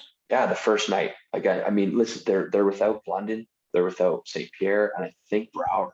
So it's like, okay, I'll take a chance here. I remember getting on that second PP unit, and I was I got myself to the half wall some way off like it was kind of like off an umbrella, and I get a pass, and it's like slow motion to me. I'm like, in my head, I'm like, I know I can shoot the puck. I'm fucking ripping this thing. Like, this might be the only chance I get to. I fucking ring one off the crossbar. It doesn't go in, and it was just one of those, like, holy fuck, kind of like, okay, like, we don't know this kid from anyone. Like, no one knows who I am back then. So how'd you get on the second unit? I never got a shift on the second unit. So Mike Havlin was the coach then, and he was an East Coast guy. So he gave you a chance, and he knew there's some players down there. The guys that I've had success for in that league were all like fucking homegrown ECHL form, like him, Bednar, whatever. And they like had respect for the league. And it's like, it was almost like they had a fucking hand in your pocket. Like, when I want to see you do good, kid, because I want to show these people. So, but he ended up keep throwing me out there, and I ended up getting a couple shifts with whoever. So the next night, I was in Peoria. The next night, we're in Chicago, and roster freeze was lifted, and I'm playing on a line with No, it wasn't lifted yet. Sorry, it wasn't lifted yet. But the next night I'm playing. I've come to pregame skate in the morning, and I'm first line with Colin Fraser, and who's not a first line center, fucking one of the best guys. But with St. Pierre gone, a couple of guys, it was like he was kind of playing that line. I was playing on the top unit with Fraz and and I think it was with Brower, and I ended up having we lost 4-3 in overtime, and I'm playing on the first unit power play. I was on a 5-on-3 that night, and I end up having I This is scored. your I had won second it game? my second game, and I had 1-1 that night. I must have played 20 minutes of ice. What? I scored and had an assist. I ended up having an assist on like the tying goal, and then Chicago was a fucking wagon of a team that year. That was they were. We get to that later that year, but big rival for us in Rockford was Chicago. But Krog, Hadar, Sterling, right? They're scoring 100 points. Like that was the line we were up against. My second game, like we were going head to head with them all night. I won one, and I'm like, fuck. And what's funny is that the goal I scored, it was a, in like a set breakout, the D goes behind the net, and like I'm forecheck. I'm the F1. So you kind of back off and you just kind of let maybe a guy swing or do whatever, right? Like that's your man. You kind of back off. Well, it was Nathan Oyster was the D for Chicago. I know Ethan. Yeah. And yeah, one of my best friends in hockey since then. Like he coached me a little here. We played together in Peoria, like really close friends. And he's responsible for that. My nose in that picture, we were teammates. He ended up taking the shot that shattered my face there. So he steps out behind the net and goes for a stretch pass. Well, he puts it right on my fucking tape at the hash marks. And I just catch it and fucking rip one home it was on Andre Pavlik. And I've always said to this day, I said, thank you. You set up my first American goal. Like I always give a shit about that.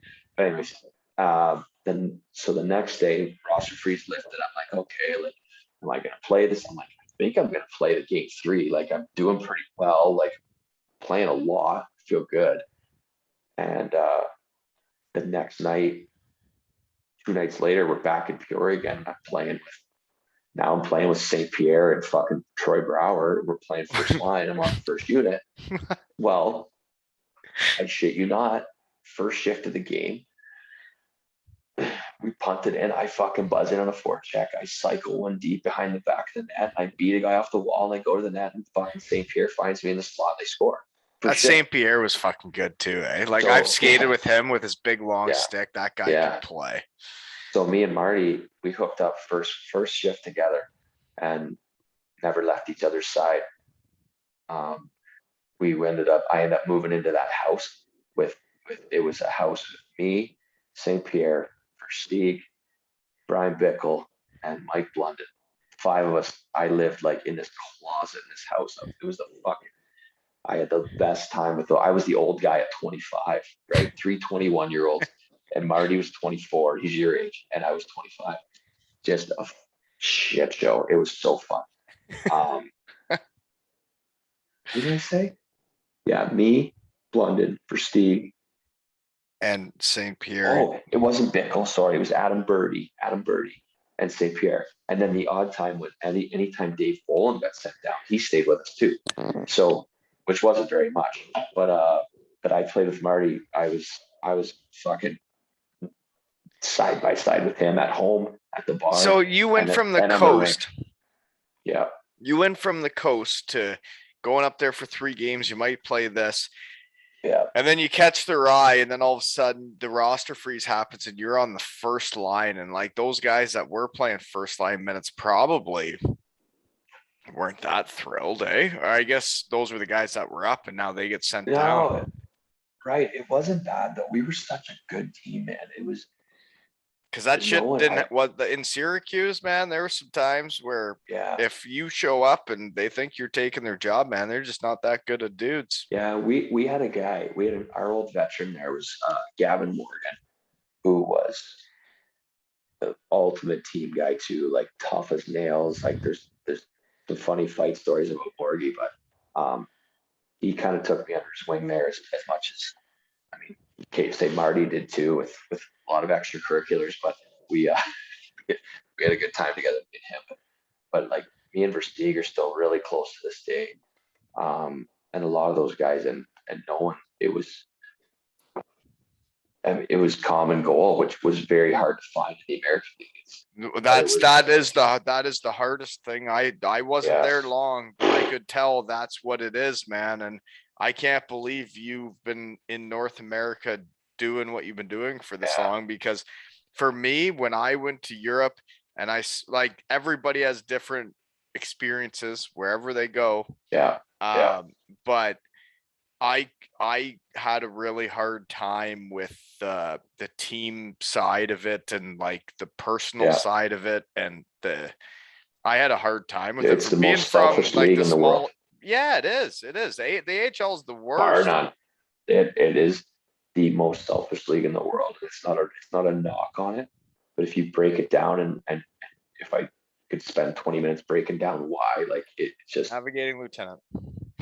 so it's a very, Well, it's because guys are going down, guys are going up, and how thin a line it is from which way you're going is crazy. And with the way your story and and the way your story looks is, man, you're playing first line in the AHL at that point, and you're playing with the best guys. That was like the NHL to me at that point, because I was like 2.5 years of lighting up the ECHL, going to the finals twice, winning it once.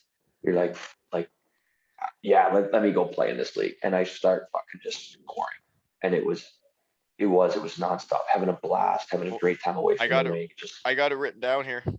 Okay. Cause there's literally what I think of. Okay. I played 19 games in the AHL, 0 points. I never played on a power play shift. I don't think I played on a penalty kill shift. I played on the fourth line with the fighter, but you get called up from the East Coast, and in that same season, you get 35 points in 46 games, man. There's not many call-ups that come up from the East Coast that last more than 2 games or 3, but you're up there and you're like, you're a player. So then you got to think you're close, man. I did think I did and I didn't. I mean, I guess I thought about it, but I wasn't. I was having such fun. I didn't think much of it other than like you're just in the moment. I was a lot, and it was attribute that to Javi too. Just very good at keeping these guys as a team, and it was fuck, man. That was the first real experience I had of like, man, you lost a game and you were like, oh man, we really upset Javi. Like, I feel it was like upsetting like your dad. Like it was like, oh man. And this was the leader on the team. No, he was the coach. He was a coach. Yeah. You just had that like, holy, like we really disappointed. Like he's really disappointed in us. Like it was a shitty feeling in your gut. We're like, man, he cares so much about us. It was really endearing. Like fuck, he was so cool to play for. But that was, we lost to Chicago in the second round in Game 7, and you look at the players in that series. That was the best playoff series in the AHL for a while.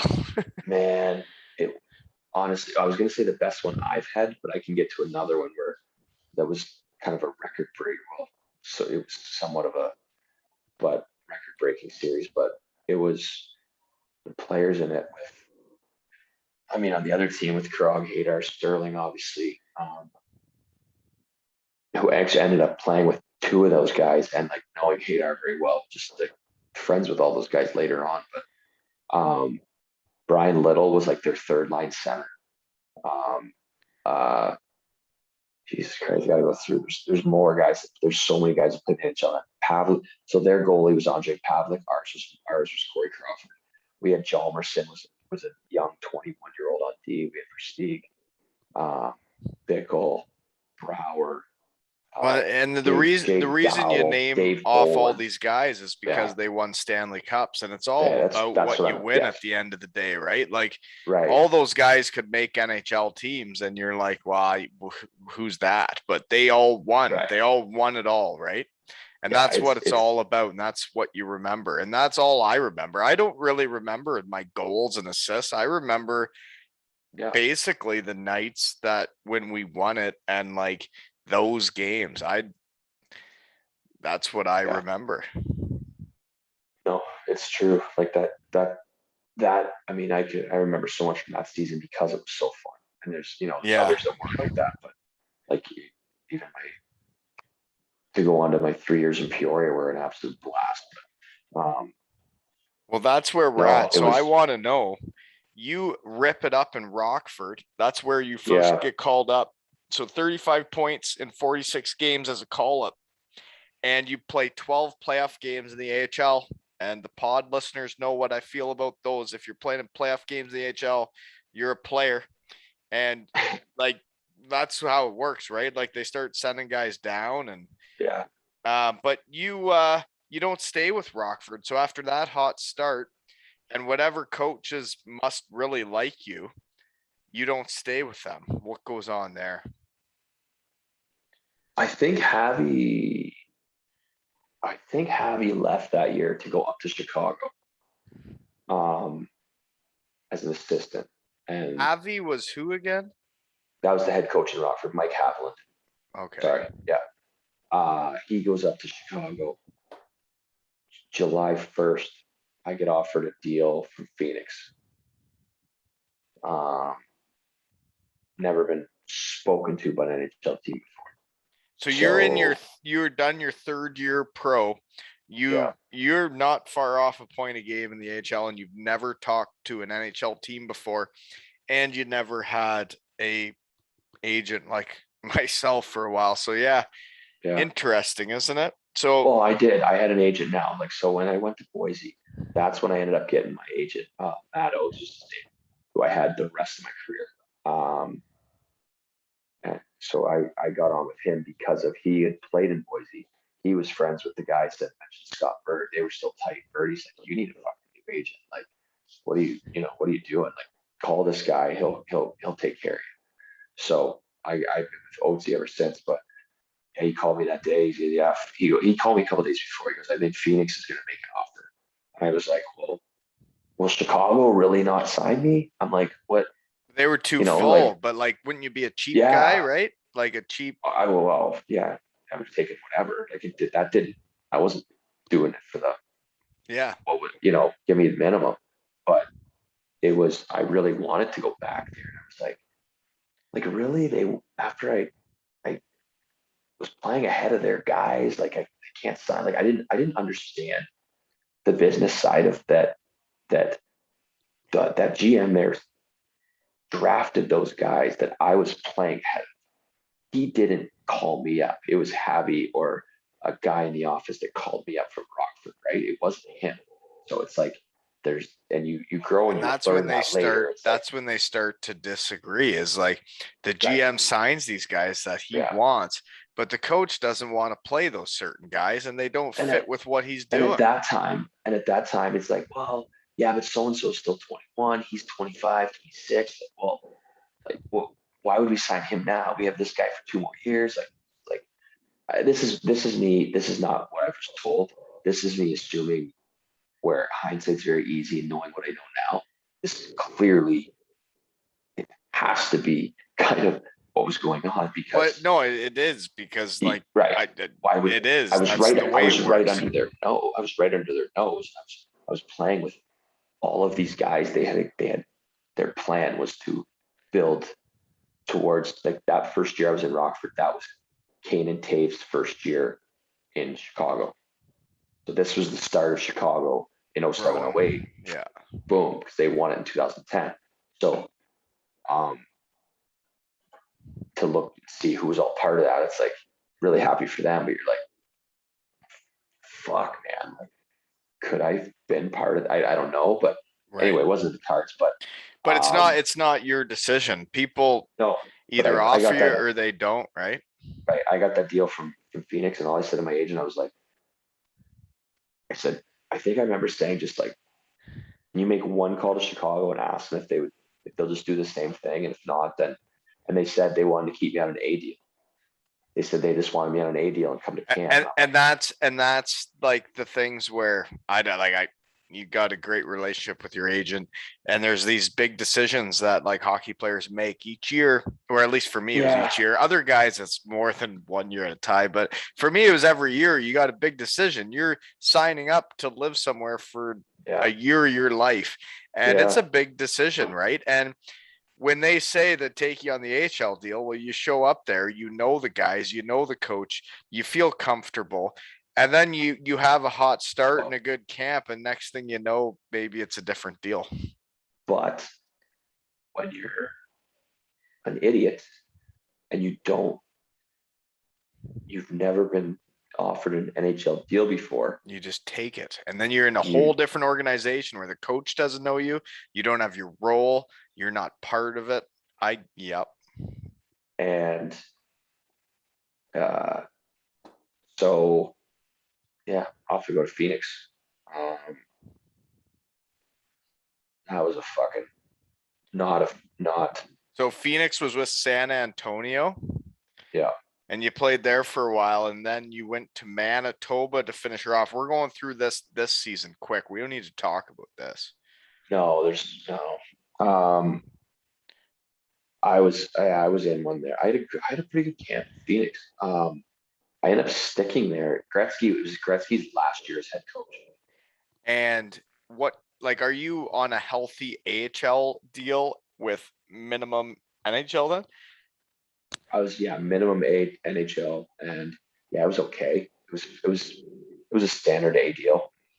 It was good. It was better than I had the year before. But I ended up staying there until like October 1st, and I didn't get a game, like a exhibition game. It was really strange. And then I get sent down like right before final rosters were maybe by the 5th or so. But it was like really, I was like, how I kept making it past these cuts. Like, all right, perfect, another 100 a day, another 100 a day, perfect per diem, right? So, I go down thinking probably a little bit like my shit doesn't stink, but we were young. We had fucking Kolaric, Kevin Porter, Brett McLean, Victor Tikhonov, like a fucking young, really good group. And then like Mike Sigamanis and me, Mike Sigamanis, Jeff Hogan, we were all stepped down at the same time. And I'm like, by no means am I a veteran like these guys. And I went down there. I was told by the coach up in Phoenix, he's like, I got there, and Greg Ireland said, I'd burn every bridge between me and that guy for the rest of my life if I fucking could. So that's what I think of him. But it's funny, not many guys on here that still play are going to say shit like this, but I know where I'm at now and where I'm settled. So I don't no, you're good. And the thing is like, I've had guys on here that say like, they don't want to come on until they know for sure they're not playing again. Yeah. But like, no, like when guys treat you the way they treat you and you know who you are and you're comfortable who you are, man, I look at your resume, I look at what you've done. You're a good teammate. Everybody wants you, but whatever this guy did, so I bet you he deserves what you're saying. I was told before I was like, hey, he has a bit of little man syndrome. He always kind of picks a guy or two, and that's going to be his guy for the year that he's going to fucking ride and be his whipping boy and whatever. And I was like, okay. And so I get there, and I remember him telling me like, hey, like word for word, dude, word for word. I know you're only here for a year, but you're an older guy in this group of young kids. You've played 4 years pro, or 3 years, this is your 4th year. Like you've been to playoffs, you've done this and that. He's like, I really want to see, you take on like kind of a leadership role and be vocal and like help them. Like, okay, cool. Like done. Like and it wasn't fucking 2 weeks later, and I'm in his office, and he may as well have fucking pulled my pants down and bent me over and spanked me for being fucking like too cocky and arrogant. Like, well, who do you think you are? You've only played half a season in this fucking league. And I'm like, you just told me to take on a role, and like, I'm like, are you fucking kidding me? So now I'm like, Yeah. again, I'm not really, I don't get it enough yet. I don't get the landscape of the American League yet. I had a fucking great year in Rockford, but I don't really get it. I'm like, I'm on an NHL contract now. Like, never, and I'm like, am I not that close? Like, I know I'm fucking better than some of these guys, and I was very, very self-aware of like my talents. Like, I knew what I could do on the Yeah. ice. I was still not this. It really showed me that I was really given a great opportunity the year before, and I really flourished in it, and I took advantage of what was given to me. I still hadn't really hit my pro adversity yet, and I was hitting it like a fucking Mack truck right between my eyes, and I had no clue how to fucking deal with it, and it was ugly. I turned, it was a pretty dark year.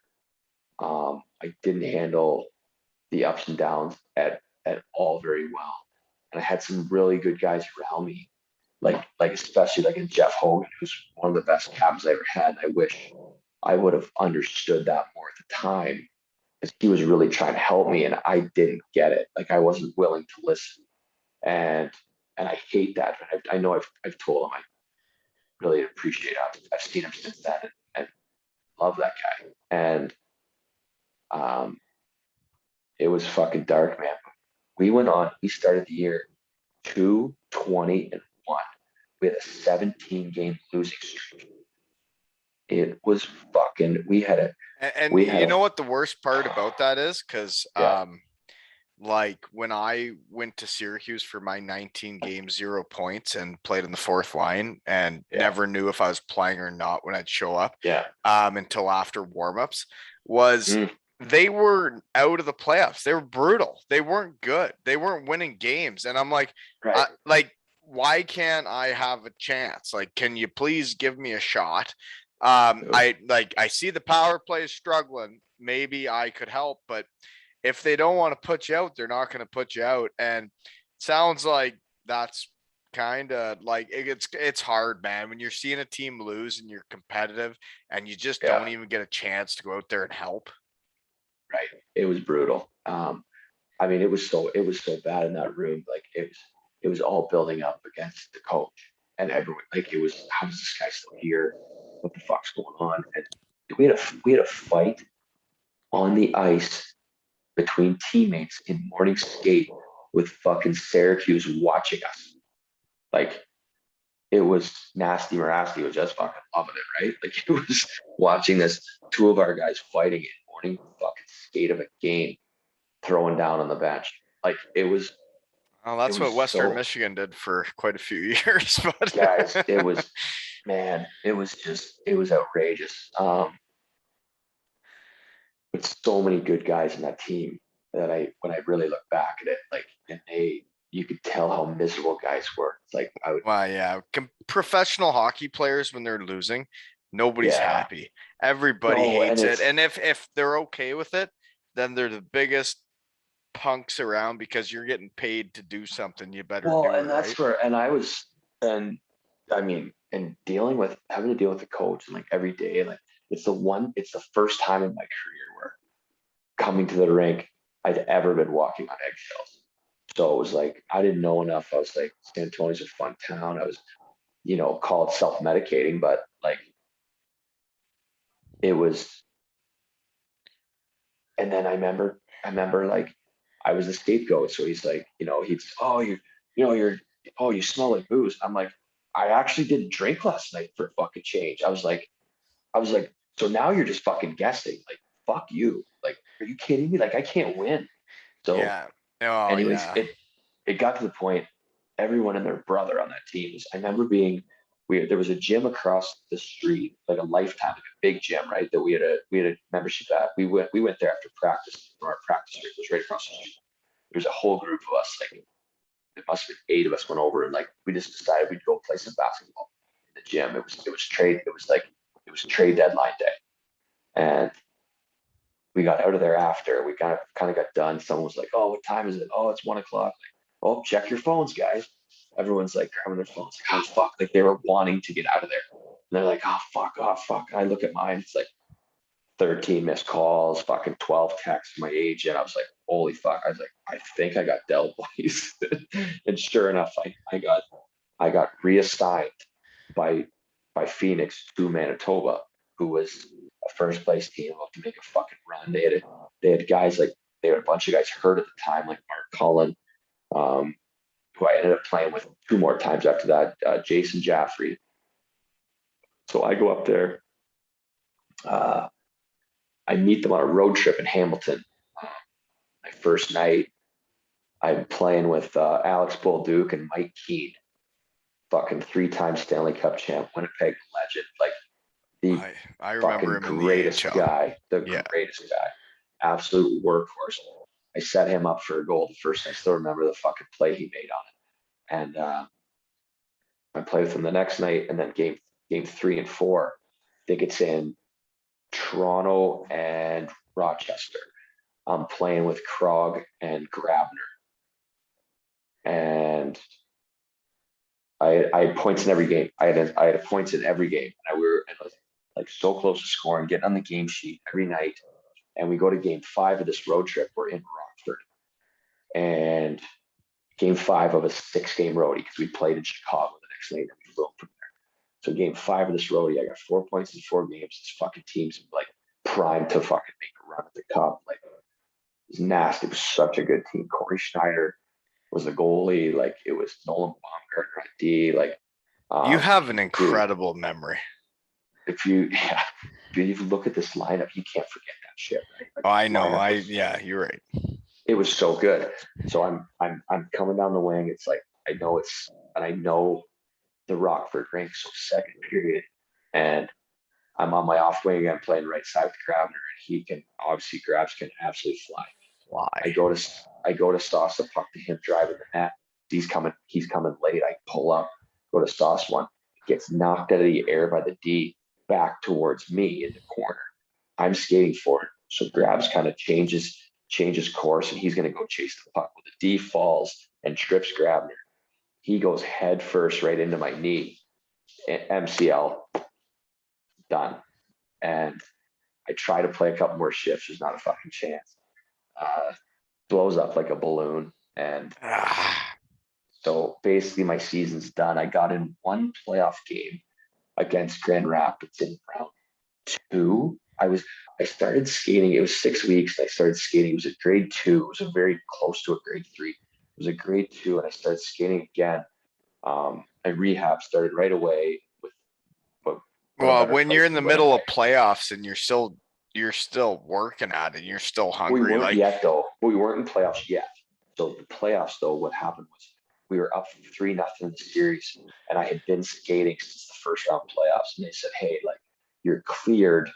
We're not going to throw you in because it's been a while, but can you play this game because we can give some guys a rest since we're up 3-0 in the series?" I was like, yeah, fucking right, I can. I was not quite ready. No. But I played the one game in Grand Rapids. We won that game, so at least I got to play in the one game. And I ended up being in the conference final, and we went to the final. We lost to Hershey in the final, who was a fucking squad too. We lost to them. I was the warm up guy, right? I was the warm up all-star for the rest of the playoffs. So yeah, I was that for the regular season. So yeah, whatever. So I got to be in the room. So for my listen to the music, then you come off after warm up and your jersey's not there. Yeah. Little two-touch. Soccer. Yeah. Get a workout in during the first period, then go back up there. Yeah, you don't even watch the game because you got to work out. But with that team, it was so fun. Thinking the guys in that team, and I'm in on that Hershey team too. It was okay. Next question. We got to move on. Because you still have 30 more years of professional hockey. I know. Sorry. Okay. Your 5th year now. We're into the 5th year. So you were on a heater there the first 3. 4th year slows you down. 5th year. No, maybe not. Yeah. Toledo Walleye, not the Storm. You play 37 games. Are you in the new rink, the fancy one? You're not in the old barn, I remember. Yeah, that was the first year. Oh, The old barn was so cool. Oh, that's where we put my first year pro in Gwinnett. That's where we played the conference finals. It was something, eh? Oh, that's a whole nother pod right there. Like that. It was like Slapshot. Like it was. 100%. It was incredible. It really was, actually. No different than you'd see in Slapshot. Yeah, and then they go to the Walleye, and then they have this big new building and like their fancy pants. It's weird. Yeah, 8,000. But anyways, you went. Okay, Center. that's not where I wanted to go. Your fifth year, you go back to Rockford, and I'm assuming it's not the same coach or line mates. No, it's a completely different makeup. Fuck, I have a long story there too. We're getting late tonight. I know, sorry. No,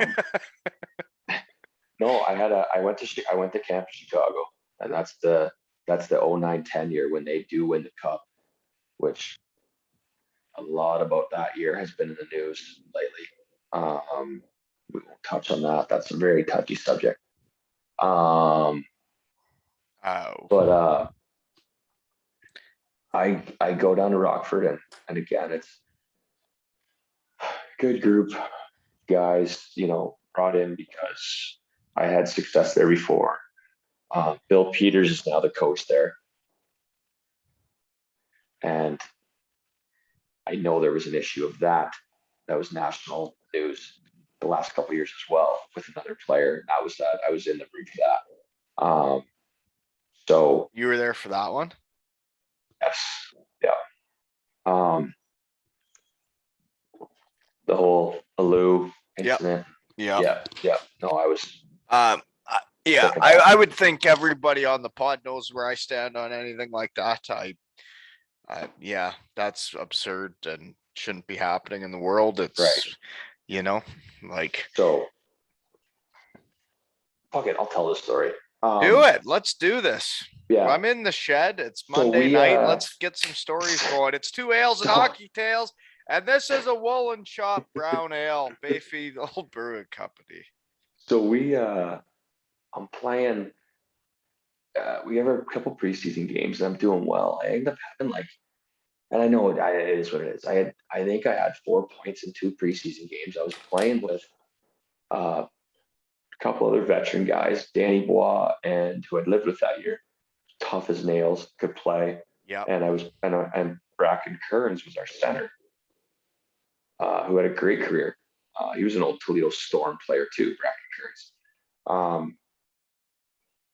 And first game of the year, it was one of the starts of those years where we played one game the first weekend, and that was it. And it was in Peoria. But we lost 3-2 in overtime, and I had 1-1.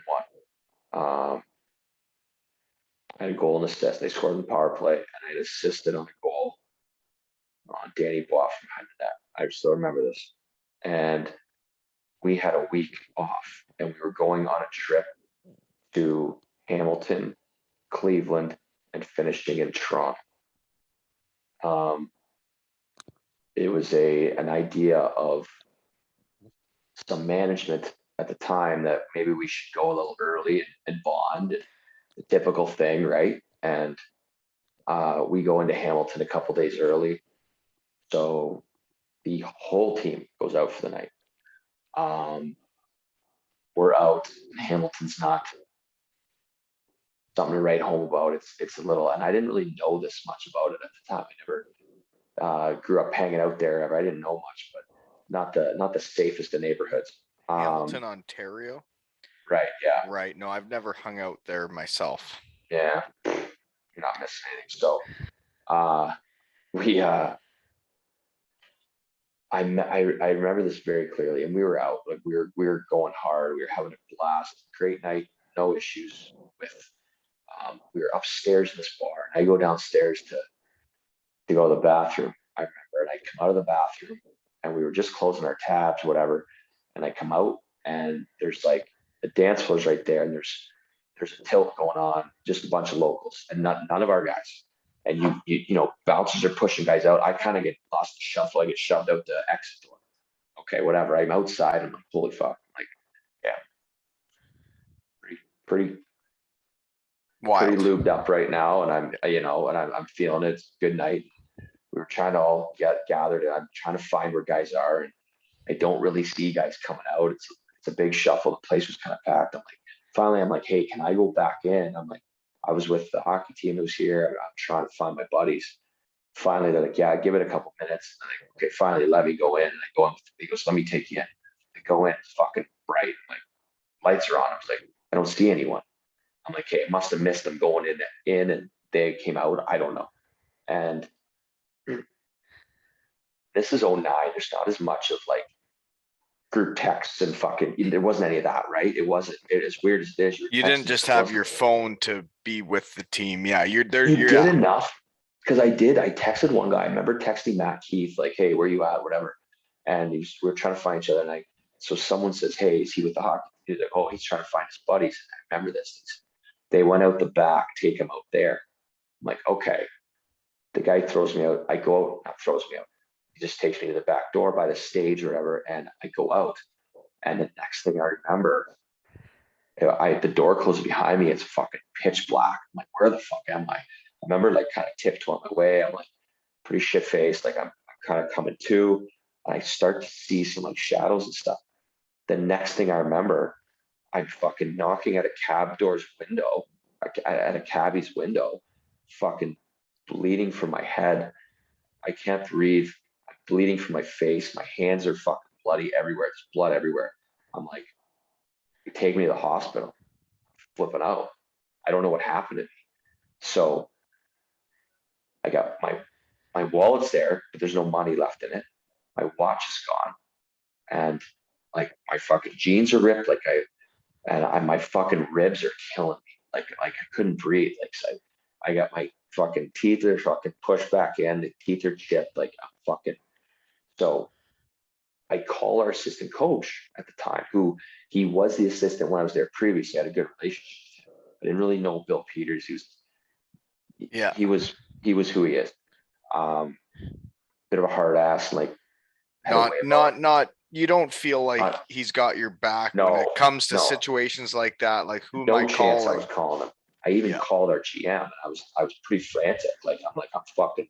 There was like 17 minutes of where, and I remember that number because that's the number I wear. But I remember it was 17 minutes from my last text to Matt Keith, who was my teammate, one of my good buddies on the team at the time, and then me telling him like, dude, I just got fucked up. Like I'm fucking help me. And again, you weren't just checking your phone as much as you were now. Like you're walking around with it all. Like it's always like I have it here, I have it here. Oh, I've seen that. Like it would have been put in your pocket. You wouldn't. He didn't write me back for like some time, or he passed out when he got home, whatever. So no one could find me, and it was, my phone was blown up, but no one was like looking either. Like it was like, you're back in the room and you're retired for the night. But so I clearly had got jumped. My head was like, I looked like Stewie Griffin the next day.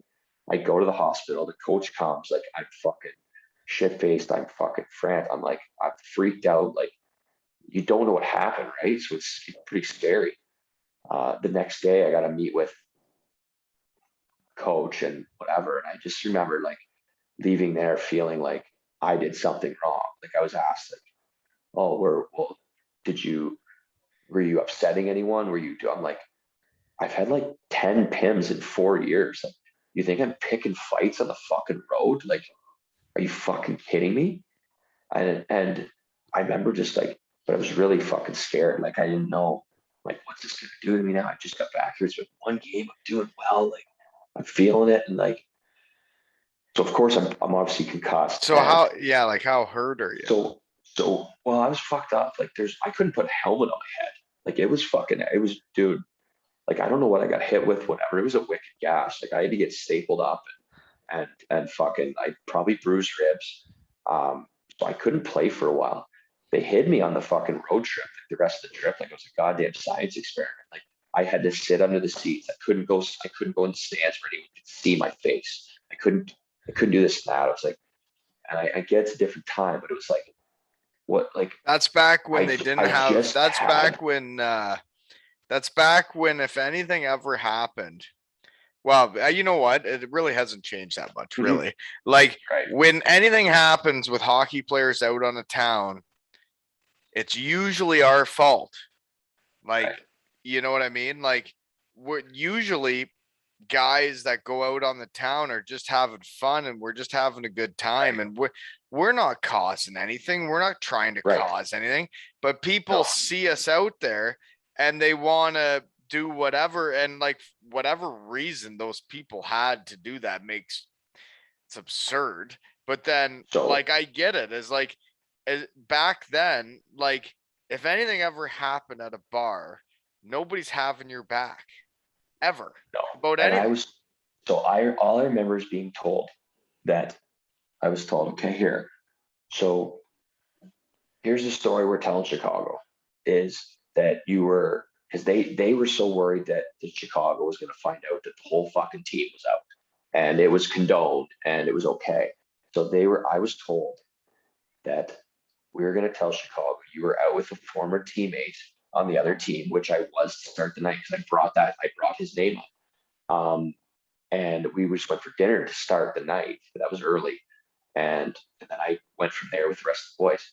And and he said, because he asked me what I did all night, and I said this, that, whatever. Okay, well we're going to tell Chicago that you were out with your buddy for the night, and you guys were talking to some girls and hitting on them, and they were liking it, but some local guys that were with those girls didn't really like it. They followed you, and once you got alone, they grabbed you and did all this.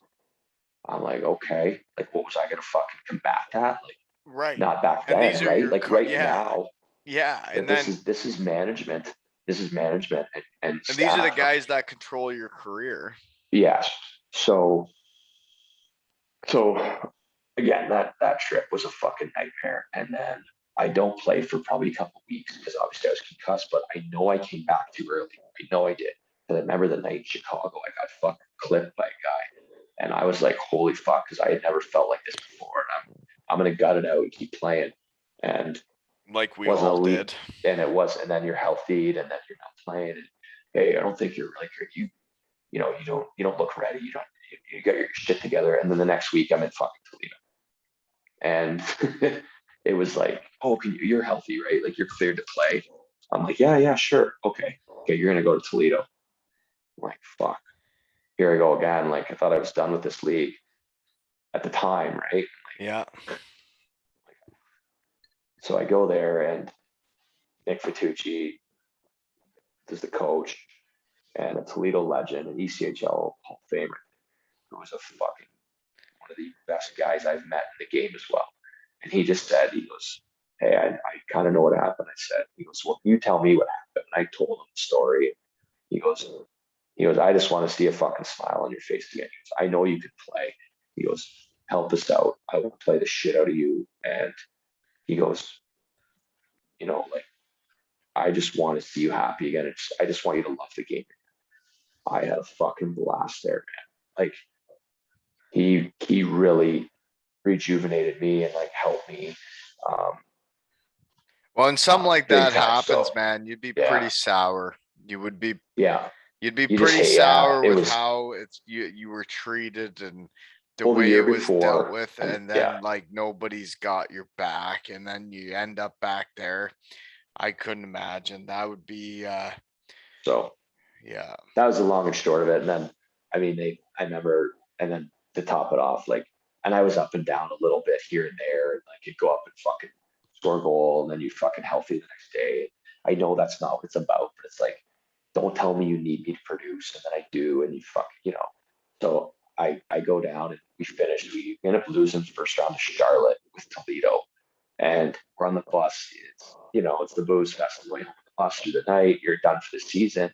We were supposed to go to the Toledo Mudheads home opener the next day. We were throwing pitches out and maybe doing batting practice and stuff. And like, sure enough, fucking an hour before we get home from Toledo, they fucking next like, hey, when we get back, you got to drive to Rockford. Like, really? Yeah. So They I didn't go want me there, on that team all year, right? and now they do.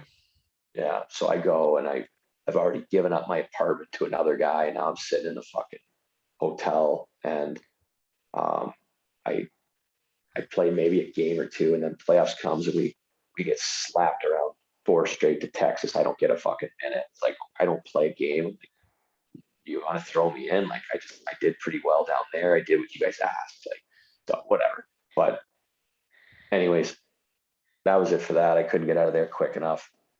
Get all my dental work done. Remember that? I ended the year like, hey, remember when I got fucking beat, with whatever in fucking Hamilton? Well, I need these teeth fixed now. So I get my fucking dental work done and hit the road.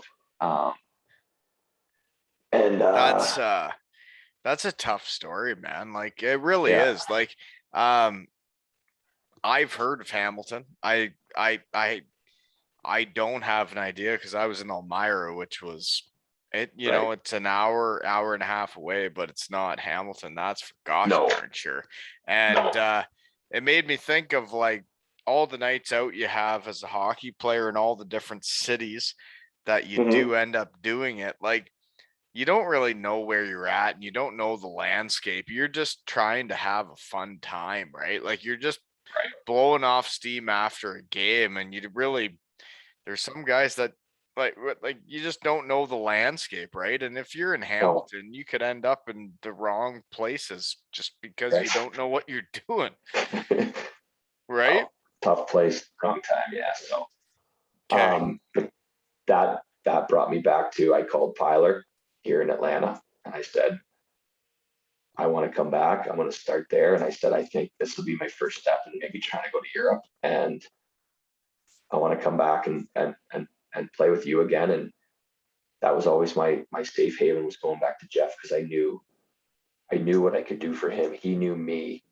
So it was Oh comfortable. man, And in pro and so, in any level of hockey, when you know the coach and the coach knows you and they yeah, trust you and you trust them, it yeah. changes everything. When you go to a coach that doesn't know you and doesn't care and doesn't Oh, give a shit, you better do something to turn his head, right? for sure. Yep. Okay. So, But moving on then is what's wild, right? I don't think mhm, we've got into this yet. Is now you still do make an AHL home, mhm, like in Peoria. Like yeah, you still have, we better start going quicker. that's fine. Sorry, dude. But We knew like we'd do this. seriously, you did know. But like you go from Toledo and Rockford to then I don't know where you start, but you go to In Peoria, get Gwinnett, 42 points in 55 games played. So you go back to your home. I And did for 11 games. and then you go to the AHL and just rip it up again. So Yeah, how'd you do that again? Like how does like you got to be old as balls now, and you get called up to the AHL, which usually that's a game or two, and now you're getting 42 points in 55 games. yeah. Doesn't make We were, sense. Doesn't no, I make started, sense. like I said, I started in Atlanta at the time, Gwinnett, and we were, what was it there? 18 points in 10 games or 11 games. So I was leading the league in scoring after a Yeah. month, and having a You fucking showed them blast you again. were too good to play in the league again. Yeah. It wasn't the first time. Yeah. So I remember we were on a trip to Kalamazoo, and Great it was spot. one of those where, yeah, there you go. I was in Kazoo, and it was one of those where you go through the night, you practice in the morning, you play the next day, and so we did more. We drove through the night, um, and did practice, and then after that morning practice, we were all kind of gathering to go to a movie, go for some beer, your typical day off, the rest of the day before game. And Pyler calls me and he goes, "Hey, Jared Bednar called, wants to bring you to Peoria." And I was literally like, I don't know. Like I was just like, I don't know. And I'm sitting with a group of guys having What lunch at age the are you hotel. now? You're like close to 30? 28, because it was 2010. So I was 28. I'm an 82, so I would have been 28. And I was literally like, I don't know, Jeff, can they take someone else? Like I was literally, and like, I'm sitting at a table with guys, and I remember the guy next to me, his name's Chris Poli. And he was a Brown University guy. It was his second year pro. Awesome dude. We and him got along really well for a short time. We got to know each other. And he like kind of grabs the phone and he just goes, "Tell him you call him back." I go, "Okay, Tyler, I'll call you back." He goes, "Yeah, think about it. Let me know." He goes, "What are you doing?" And I'm like, "Well," he's like, "Does someone want to call you up?" And I'm like, "Yeah." I was like, "Yeah, Peoria wanted me to call." I'm like, "I don't really know." He's like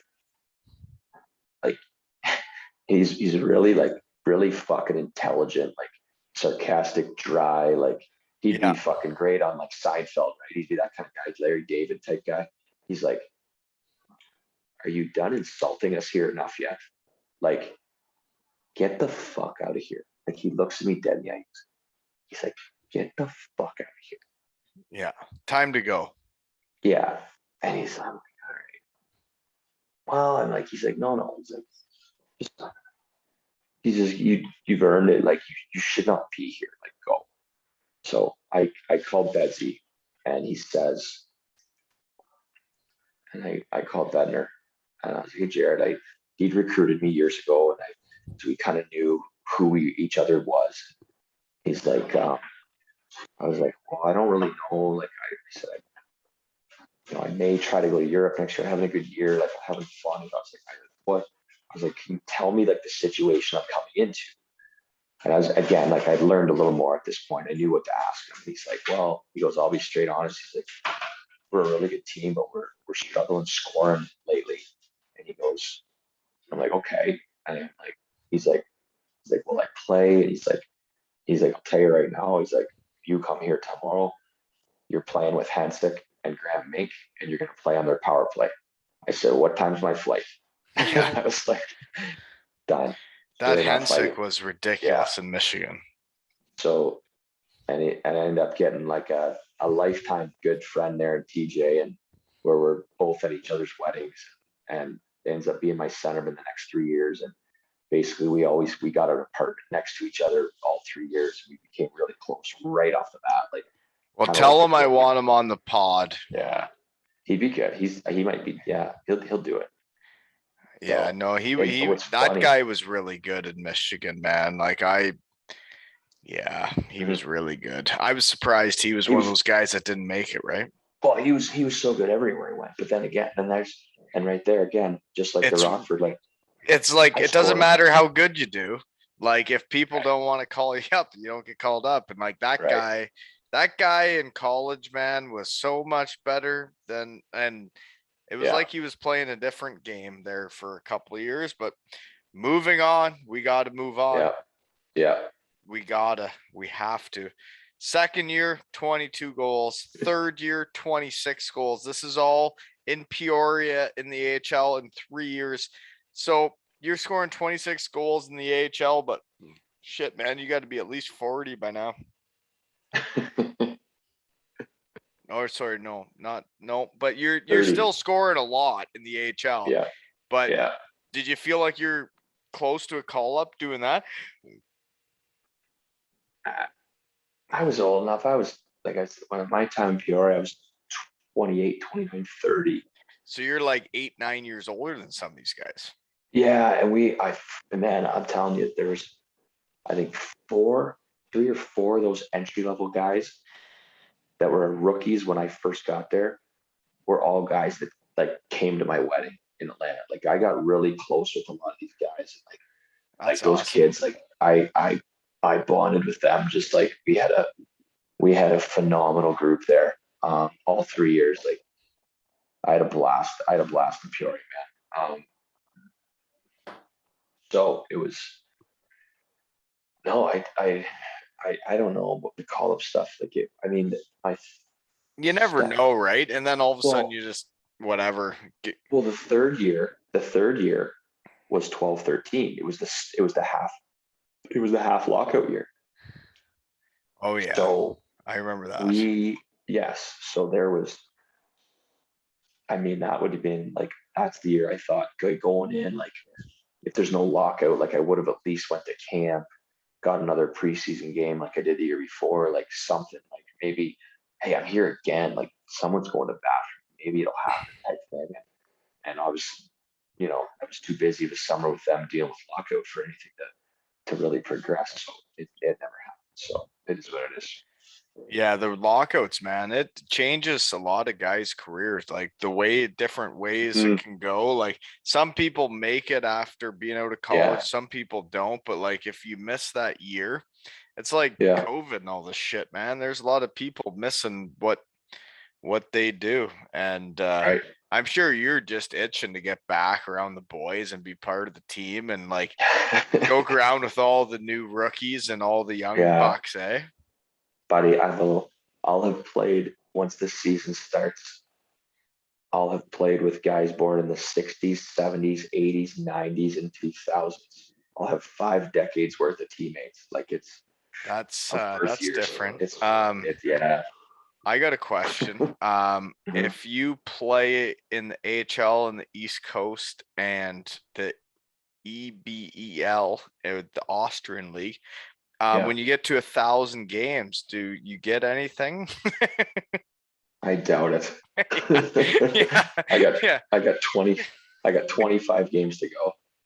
I know. I looked it up. I used the calculator, and Yeah. you're gonna get there this year, and then it's like, Yeah, man, that's quite the milestone. Like that you're still doing it, but like, I hope the boys. I know they're not making what other guys are in right. the NHL, but like, as long as they acknowledge it and buy you a beer that night, we're all good, right? Buddy, that's all that matters, right? No, That is all that matters. That's yeah, I what the don't game's all care. about, right? Is your Yeah, teammates, like you said, like those guys want to be in your wedding party and you're the old buck, right? That's pretty right. fun.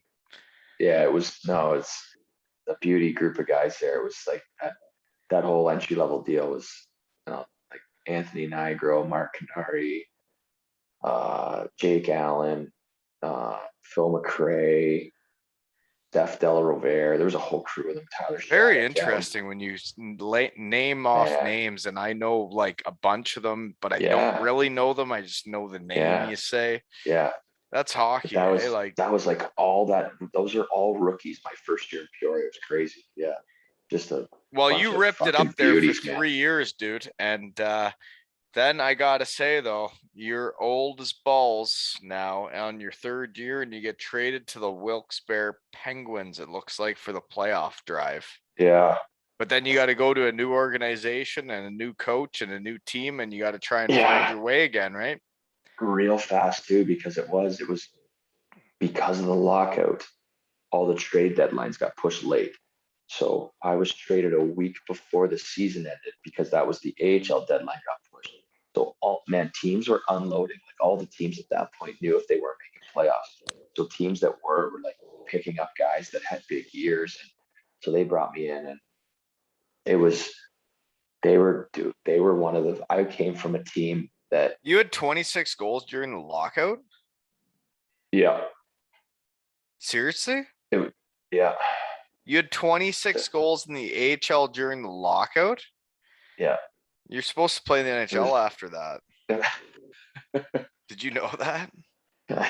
someone didn't. So Okay, well, I guess it wasn't your decision. Okay, never mind. Sorry, go ahead. so no, I got picked up late. I only played their last game of the year and then right in the playoffs. And it was like John Hines was the coach there, who's in Nashville now. And I loved Heinze. And the whole staff there was so good. It was one of the most professional run teams that I've ever seen in my pro years. And it was, I was like, it almost made me a little nervous to be like, yeah, I just came from a team where basically me and Hensick were told like our line, like we didn't score, like we weren't gonna win. Like I'm not saying it because we weren't a great, we weren't. If you look at the stats, like if You weren't Hensick very wasn't deep. scoring, Yeah. if Hensick wasn't getting on the board, like we weren't, and I was playing with him, so I had to score or Cracknell or it was a couple guys, right? But it was we had a lot of freedom to like we had a lot of rope to like, Yeah. just go. And you come to Wilkes and all 4 lines had to play the same way. And Yeah. they bought into it, whatever. So it was like, Totally was different. like, I just backed off. Like, I didn't know if I could go. I And was like, then hey, that's I when you want to, start thinking too much when you're on the ice. I've had it where yeah, I coaches really change a was. system and you're playing something Yeah. different. And you're like, well, I don't know if I'm supposed to go or not. And then all of a sudden you're not in the And play because you're too and far. well, in that part of it, I'd matured a lot. I had matured enough now to know, like, and I right when I got there, I looked back to the San Antonio days, right, and even college, where, like, probably didn't fit in. I was like, I'm just gonna fit in here. Like, I know enough now. I'm like, I just want to be a fucking team guy, and I just want to do what they're telling me, and maybe that wasn't right, but I mean, I did really well. I mean, the first series, I think we swept Binghamton, who had some players like Mark Stone was there. Like, there were some good players there on that Binghamton team. And uh, we play Providence the next round, and we go down 3-0. And Chris Borg, Krug, um, Ryan Spooner was there. There's a bunch of like guys in Boston. I think like Colin Miller. I Isn't think it interesting? All the Kowski, AHL teams that win and championships, those are the well, NHL teams that become good, right? we'll get to that the next series, especially because they just won 2 cups in a row. So, but this team, we got down 3-0 in the series. And as I said, next series, well, yeah, we ended up coming back. We won 4 straight. We're the first team in 77 years in the American League to come back from down 3-0. So that's what I was saying about a kind of a record-breaking series. It was phenomenal. And I First learned team to come back from down 3-0. in 77 years in the American League, yeah. And this is where it really struck me in this series where I was like, okay, I'm not scoring, but it really made me feel as part of this team. I didn't before, like the 3 years in Peoria, I was part of that team because like we were fucking scoring every night and like always on the board. Like that was my role. And I didn't really have that here. I was just trying to, where can I fill this void of me not scoring? Like it went from all the time to like not. And I remember I blocked a shot. It was late in the game against Providence in the game 7. I think I laid out and as I was going down, I like blocked another one and I got the puck out of the zone and it was right by our bench and they went fucking crazy. Like the whole bench went fucking out of their minds for that play. And I was like, it was complete desperation. Like I never catch, like I'm really good positionally where I don't have to block that many shots, but I did this, whatever. I just threw myself in front of this, like no thought, didn't think twice about it. And I was like, fucking, like, okay, I am part of this. Like, I was questioning myself before that. All right, like, okay, I'm in Yeah. now. Like, this Yeah. is okay. You're part of the So, team. As soon as they all right.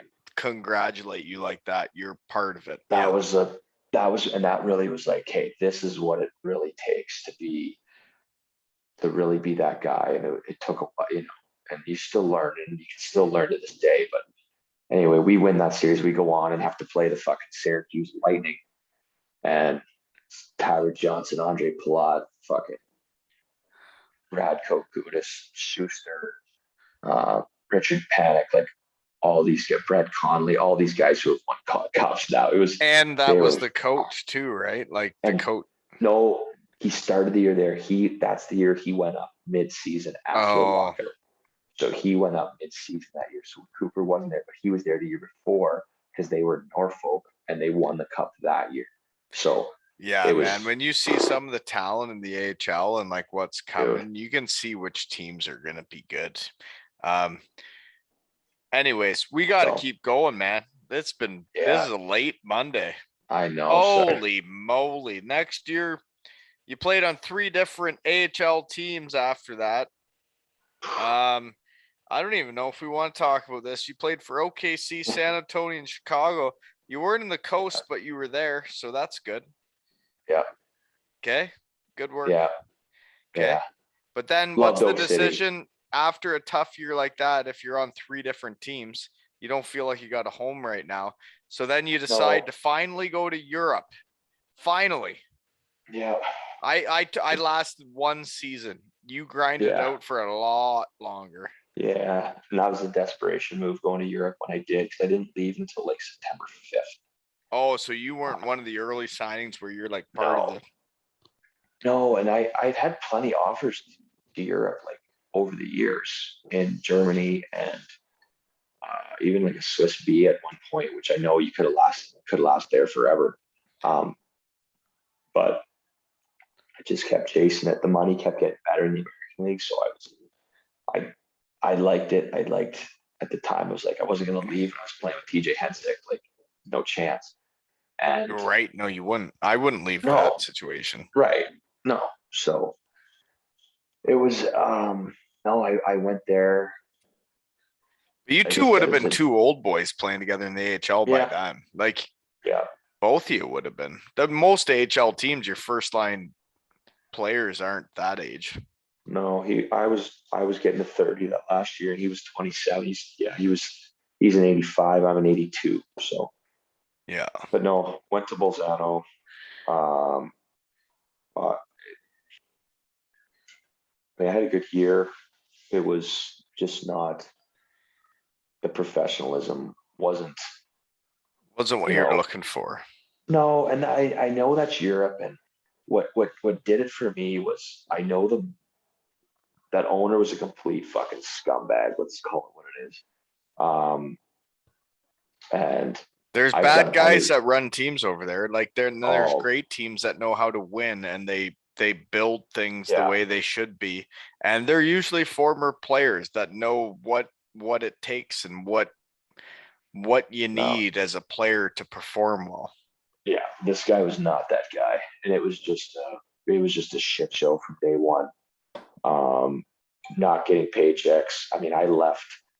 And the first time I didn't get my first paycheck on time is when I threw my professionalism right out the fucking window. Like, fine, you guys aren't gonna be, and I'll show up and play, but I don't really give a fuck. And I shame on me, because I was like, listen, I'm not a fucking tourist. Like, I'm working my ass off for you. Like, this is my job over here. That's why I'm here, is to get right. Yeah. Right. So, long story short, I had a good year though. I led it. You were the leading scorer, yeah. Yeah. And I know that's not the be all end all, but in over there, kind of it is. And it is, yeah. And usually. I left there, owed a third of my contract, and I didn't get the money for 21 months from the day I left there. It took me to get the rest of my money. So really? And you would have had to be dealing with a lot of shit to finally get it.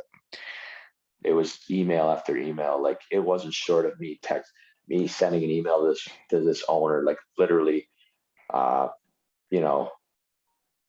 hey, give me my money, fuck you, ciao. And like, it was literally just to send a note every day. Like, I was just being ruthless. And then I'd send like a long heartfelt thing. And the next day I was like, screw you. Like, take that back. Like, no, it's amazing that the people that are successful. Well, and there's people that are successful in hockey and running organizations, and like the coaches you've mentioned through your career, you see where they are. And like, I didn't know you played for all them, but like, you see where those guys are, and those are the guys that stick out to you that you've mentioned their names. Like, it's the same thing, man. Like, when I do this podcast, the guys I want to have on are the guys that ran the Cardiff Devils and the guys that ran teams the way it should be. And that's all hockey players want, right? Yeah, it is. And it's not picky. You're not asking for much. But man, like I said, like I had my wife back home. She didn't come with me to Bolzano, right? Like, she stayed home and to work, and like I was tough. I was there for 7 months, and I saw her a total of 17 days. I was there to work, to make money to and then you don't even get paid. Yeah. And then you're dealing with the bullshit of that. Like, your apartment not being ready, your car not being ready when you get there. and all the little shit that you've heard of, but like until it happens to you, it's like, no, like I don't want to hear the, oh, that's Europe. Like, no, fuck you. Like, Yeah. this isn't, I Well, don't and there's care. teams This that isn't, can do it. There's teams that can do it. And like, yeah, it's funny because when I went to Europe, it was almost like there were certain players they do it for, and then there's certain players they wouldn't do it for. And it was yeah, like, that yeah, doesn't make sense either. Like, we're all a right, team here. Like, what are we doing? right. Okay, moving on. Wasn't a fun time. Don't care about it. Well, I will say this. I will say this. What sucks about it is that Bolzano is one of the most beautiful places in the world, and it sucks that it had to be such a shitty professional experience because like you couldn't have asked for a nicer place in the world to live. So Right. great town, fucking awesome. So Well, and like when you get to those places and you're from Seaforth or Elmira mhm. and you see that shit and you're like, holy mother, like where did this come from? I've Yeah, never can't seen believe I anything live like in this this. world. Yeah, Yeah, and you can go drink coffees and do yeah, whatever after practice if life is good. But moving on then is you do yeah. decide then after a tough year. I have a feeling that if your wife's back home working, that may have something to do with you heading back to Atlanta, but you are a good enough captain and player that you are still playing and still getting contracts and have now played for like another 5, 6 years after this. We're gonna have to bundle this up because it's been a late Yeah, one. no, it's all good. I know. Uh, no, that was the case. And I mentioned it earlier when I said I could, when Andy Brandt was the coach here, who I played with and lived with on a brief there in 2010. And we were good buddies and I had always stayed in touch. And we were golfing one day when I got back from Bolzano and he had got the job um, with the Glads like halfway through that previous year. And, I just said to him, I was like, hey, like jokingly, I was like, can you hook me up with something on the side with the youth hockey? And I'd entertain coming back and playing here. And he's like, yeah, I can. Like, are you serious? Said, yeah, like it's like, dude, I'm waiting for my money from Europe. Like, I'm not really fond of wanting to go back. Like, it was a tough experience. Like, I if I can do that, just kind of wrap things up here. Like, I would 100% do that if it's gonna make me happy. He's like, yeah, let me make a call. Or he's like, yeah, like go over and talk to this guy at the cooler. And he's like, we'll figure this out. I was like, okay. I was like, well, as long as I can do that, I said, sign me up. He's like, let's discuss it. And like, and like I don't know if you know, but like because the ECHL, like they pay for your living, right? Like when guy like your apartment in Daytona was Daytona in Yep. Dayton was paid No, for. Daytona. Yep. Right, yeah, Daytona. So you don't pay for your expenses. Like there's no expenses. Yeah, it's It's covered. the money is what it is, but that's your money. You don't have any expenses. So with that being said, with me having a house here, they cover my mortgage and at the time like utilities, depending on how much the mortgage could come to and Well, and whatever. that's what I meant So by setting up a shop and yeah, somewhere like where they like you, where it yeah, feels like home.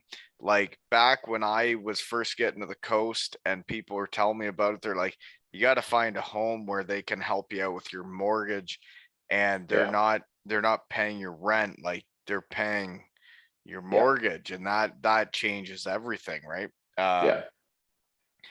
No, I think it's awesome you're still playing, man, and I'm so excited like that you're still playing because now I have another guy, another buddy that I can watch throughout the season to see how you're doing.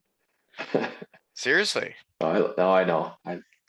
That's everyone says. Like I get the odd call, like, "Are you still fucking playing? I just saw stuff." Yeah, don't, never quit, never quit. Just keep go as long as you can. So I hear that a Yeah. lot. No, man, it sounds like you got a good setup down there, and um the hockey scene is vibrant. You got the Pearsons down the road, and Yeah. and you're running that. Like I think it's awesome. I think you know, No, it's nice with the youth program. I have a camp in the summer that I run. A lot of clinics, and it's kind of we call it free reign at the practice room, but it kind of is like I can schedule as a director. I can kind of schedule what I want, and when I'm done, fall into that more full time would be nice. It's nice to know that I'm not like done playing and not know what to do. Like that's where I'm There's like something the else. safe There's haven. something Yeah, else there. yeah. And no, It's it's still in awesome. hockey. I know it's Exactly. not. Yeah. So it's No, not. It's because the real it, world will scare me a little bit after this long. I'll turn 40 on the final game of our regular season this year. That's on my birthday. no, 40th man, birthday. that's really cool, man. That honestly is really cool that you've been able to go that long. Like, I think it's incredible. Like I think of myself trying to do what they're doing nowadays, and like my body, it's like one guy, I was done at 32, I think. And like one Yeah. guy said to me, he's like, once you've been out for like a few months, like it's not your full-time thing. Like once you're out a few months, like you can't get back into it, man. It's No, it's tough. It's tough, but I that's part of the reason I didn't, and you're a not to take. hockey guy. Yeah, yes, You I love it. I yeah, love it. That's why I found this. And like, I can't wait to get horizontal on a bus again and through the night. And oh, I as just much wake as up like in the having, middle of the night and unpack the bag and yeah, the like whole thing, eh? I embrace that so much, and you have to. I don't care what age you are. Like if you don't, it'll really it'll end fast and go like, oh man, like I kind of miss that now. So, and as much as I know every time my wife says, oh, I say, oh, I can't wait to get on the bus. Like, no, it's not to get away from you and Declan. I'm gonna miss that, because especially with him being 2.5 now, and he'll be 3 during the season, or near the end of the season. But to get a chance for him to kind of watch me and kind of see what's going on will be really cool. And I get him skating already and stuff. So um, it'll be it'll be even more it'll mean even more, I think, this year with No, I him. know. I definitely will. So yeah, No, I do know. And it is more. It makes you appreciate it even more. Even if you're playing till you're 40, it makes you appreciate the game more, because yeah, when the fans take a shine to your kid, and if you guys win a game and you can take your kid on the ice and let yeah, him wave to the fans and all that. it's crazy. I had him out there. I had him out as the end of he's born March 19th, 2019. So at the end of the 18-19 season, we didn't make playoffs, and it was like it would have been April 6th, or it was April 7th. It was my wife's birthday, and there's always a jersey auction the last game. I brought him out in his carrier onto the ice, and he was like 4 weeks old, right? 3 weeks old. So he was right in the thick of things right away. I was like, no, my kid's coming in the room right now. Like I was so proud of him. Like I was so proud of it. I know. That I wanted to do everything with him right off the bat, take him everywhere, I was like, no, he's being a part of everything I'm doing like right now. Like Hmm. I was so happy, excited about it. So Yeah, so and it it's only doesn't gonna get change. It better. doesn't change, man. You want your No, kids to do everything with you. yeah, Um, no, like I'm really proud of you for the career you've already put together. I think that this is me wrapping this up, just so you know, yeah, is that is literally whenever, a guy that lasts this long in professional hockey, especially the meat grinder of North America, that like, yeah, you had a bad experience in Europe. There's a lot of other experiences. There's a lot of different stuff. yeah, But like the thing for is like sure. if you're a good dude and a good teammate, and like you're talented, but you got to be a good dude to last as long as you did. And Atlanta has to see something in you that you're teaching all these kids and showing them how to be a pro, showing them how to be a hockey player. That's the only way you're still playing. Right. And there's Sorry there's if that obviously I hurts. no, that's that it's I actually, Because you're old as I fuck. think that's a compliment. No, it is. It Because, is a and I compliment. respect the role that I understand. I mean, I was really proud of a kid, Sammy Asselin, who was a Quebec kid. He played with us last year the last year I played in 1920.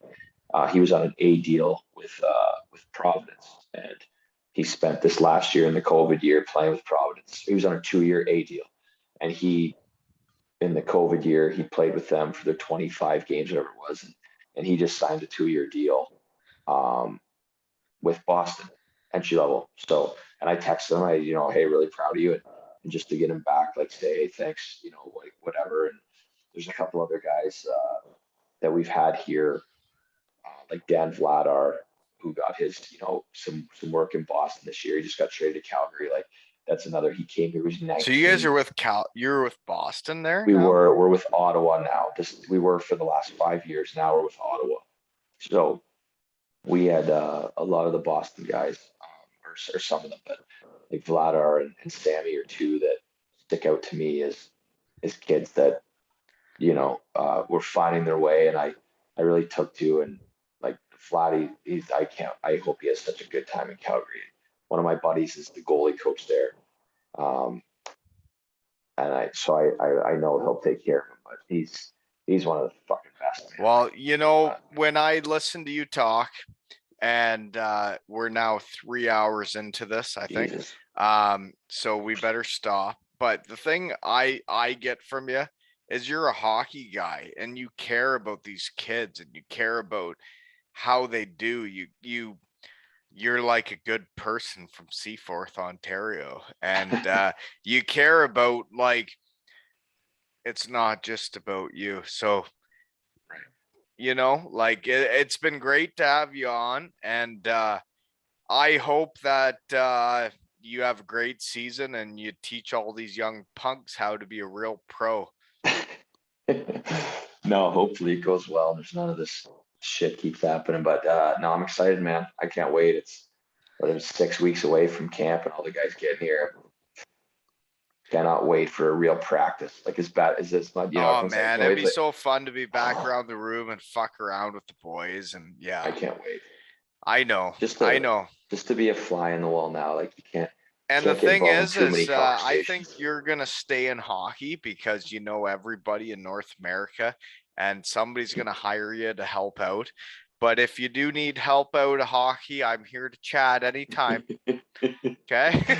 Well, I appreciate it, man. I know we've been chatting for a while here. It's been a long time coming to do it on this platform, so I Oh, appreciate it. dude, no, man, we've been talking about doing this for weeks, and it's nice to finally get to know you and Yeah. the whole story. Honestly, I love this shit. This is the best part of my week, and I thank you for coming on, dude. Oh, I appreciate it. Okay. Anytime. This has been another episode of Two Ales and Hockey Tales with Nezzy and Wally.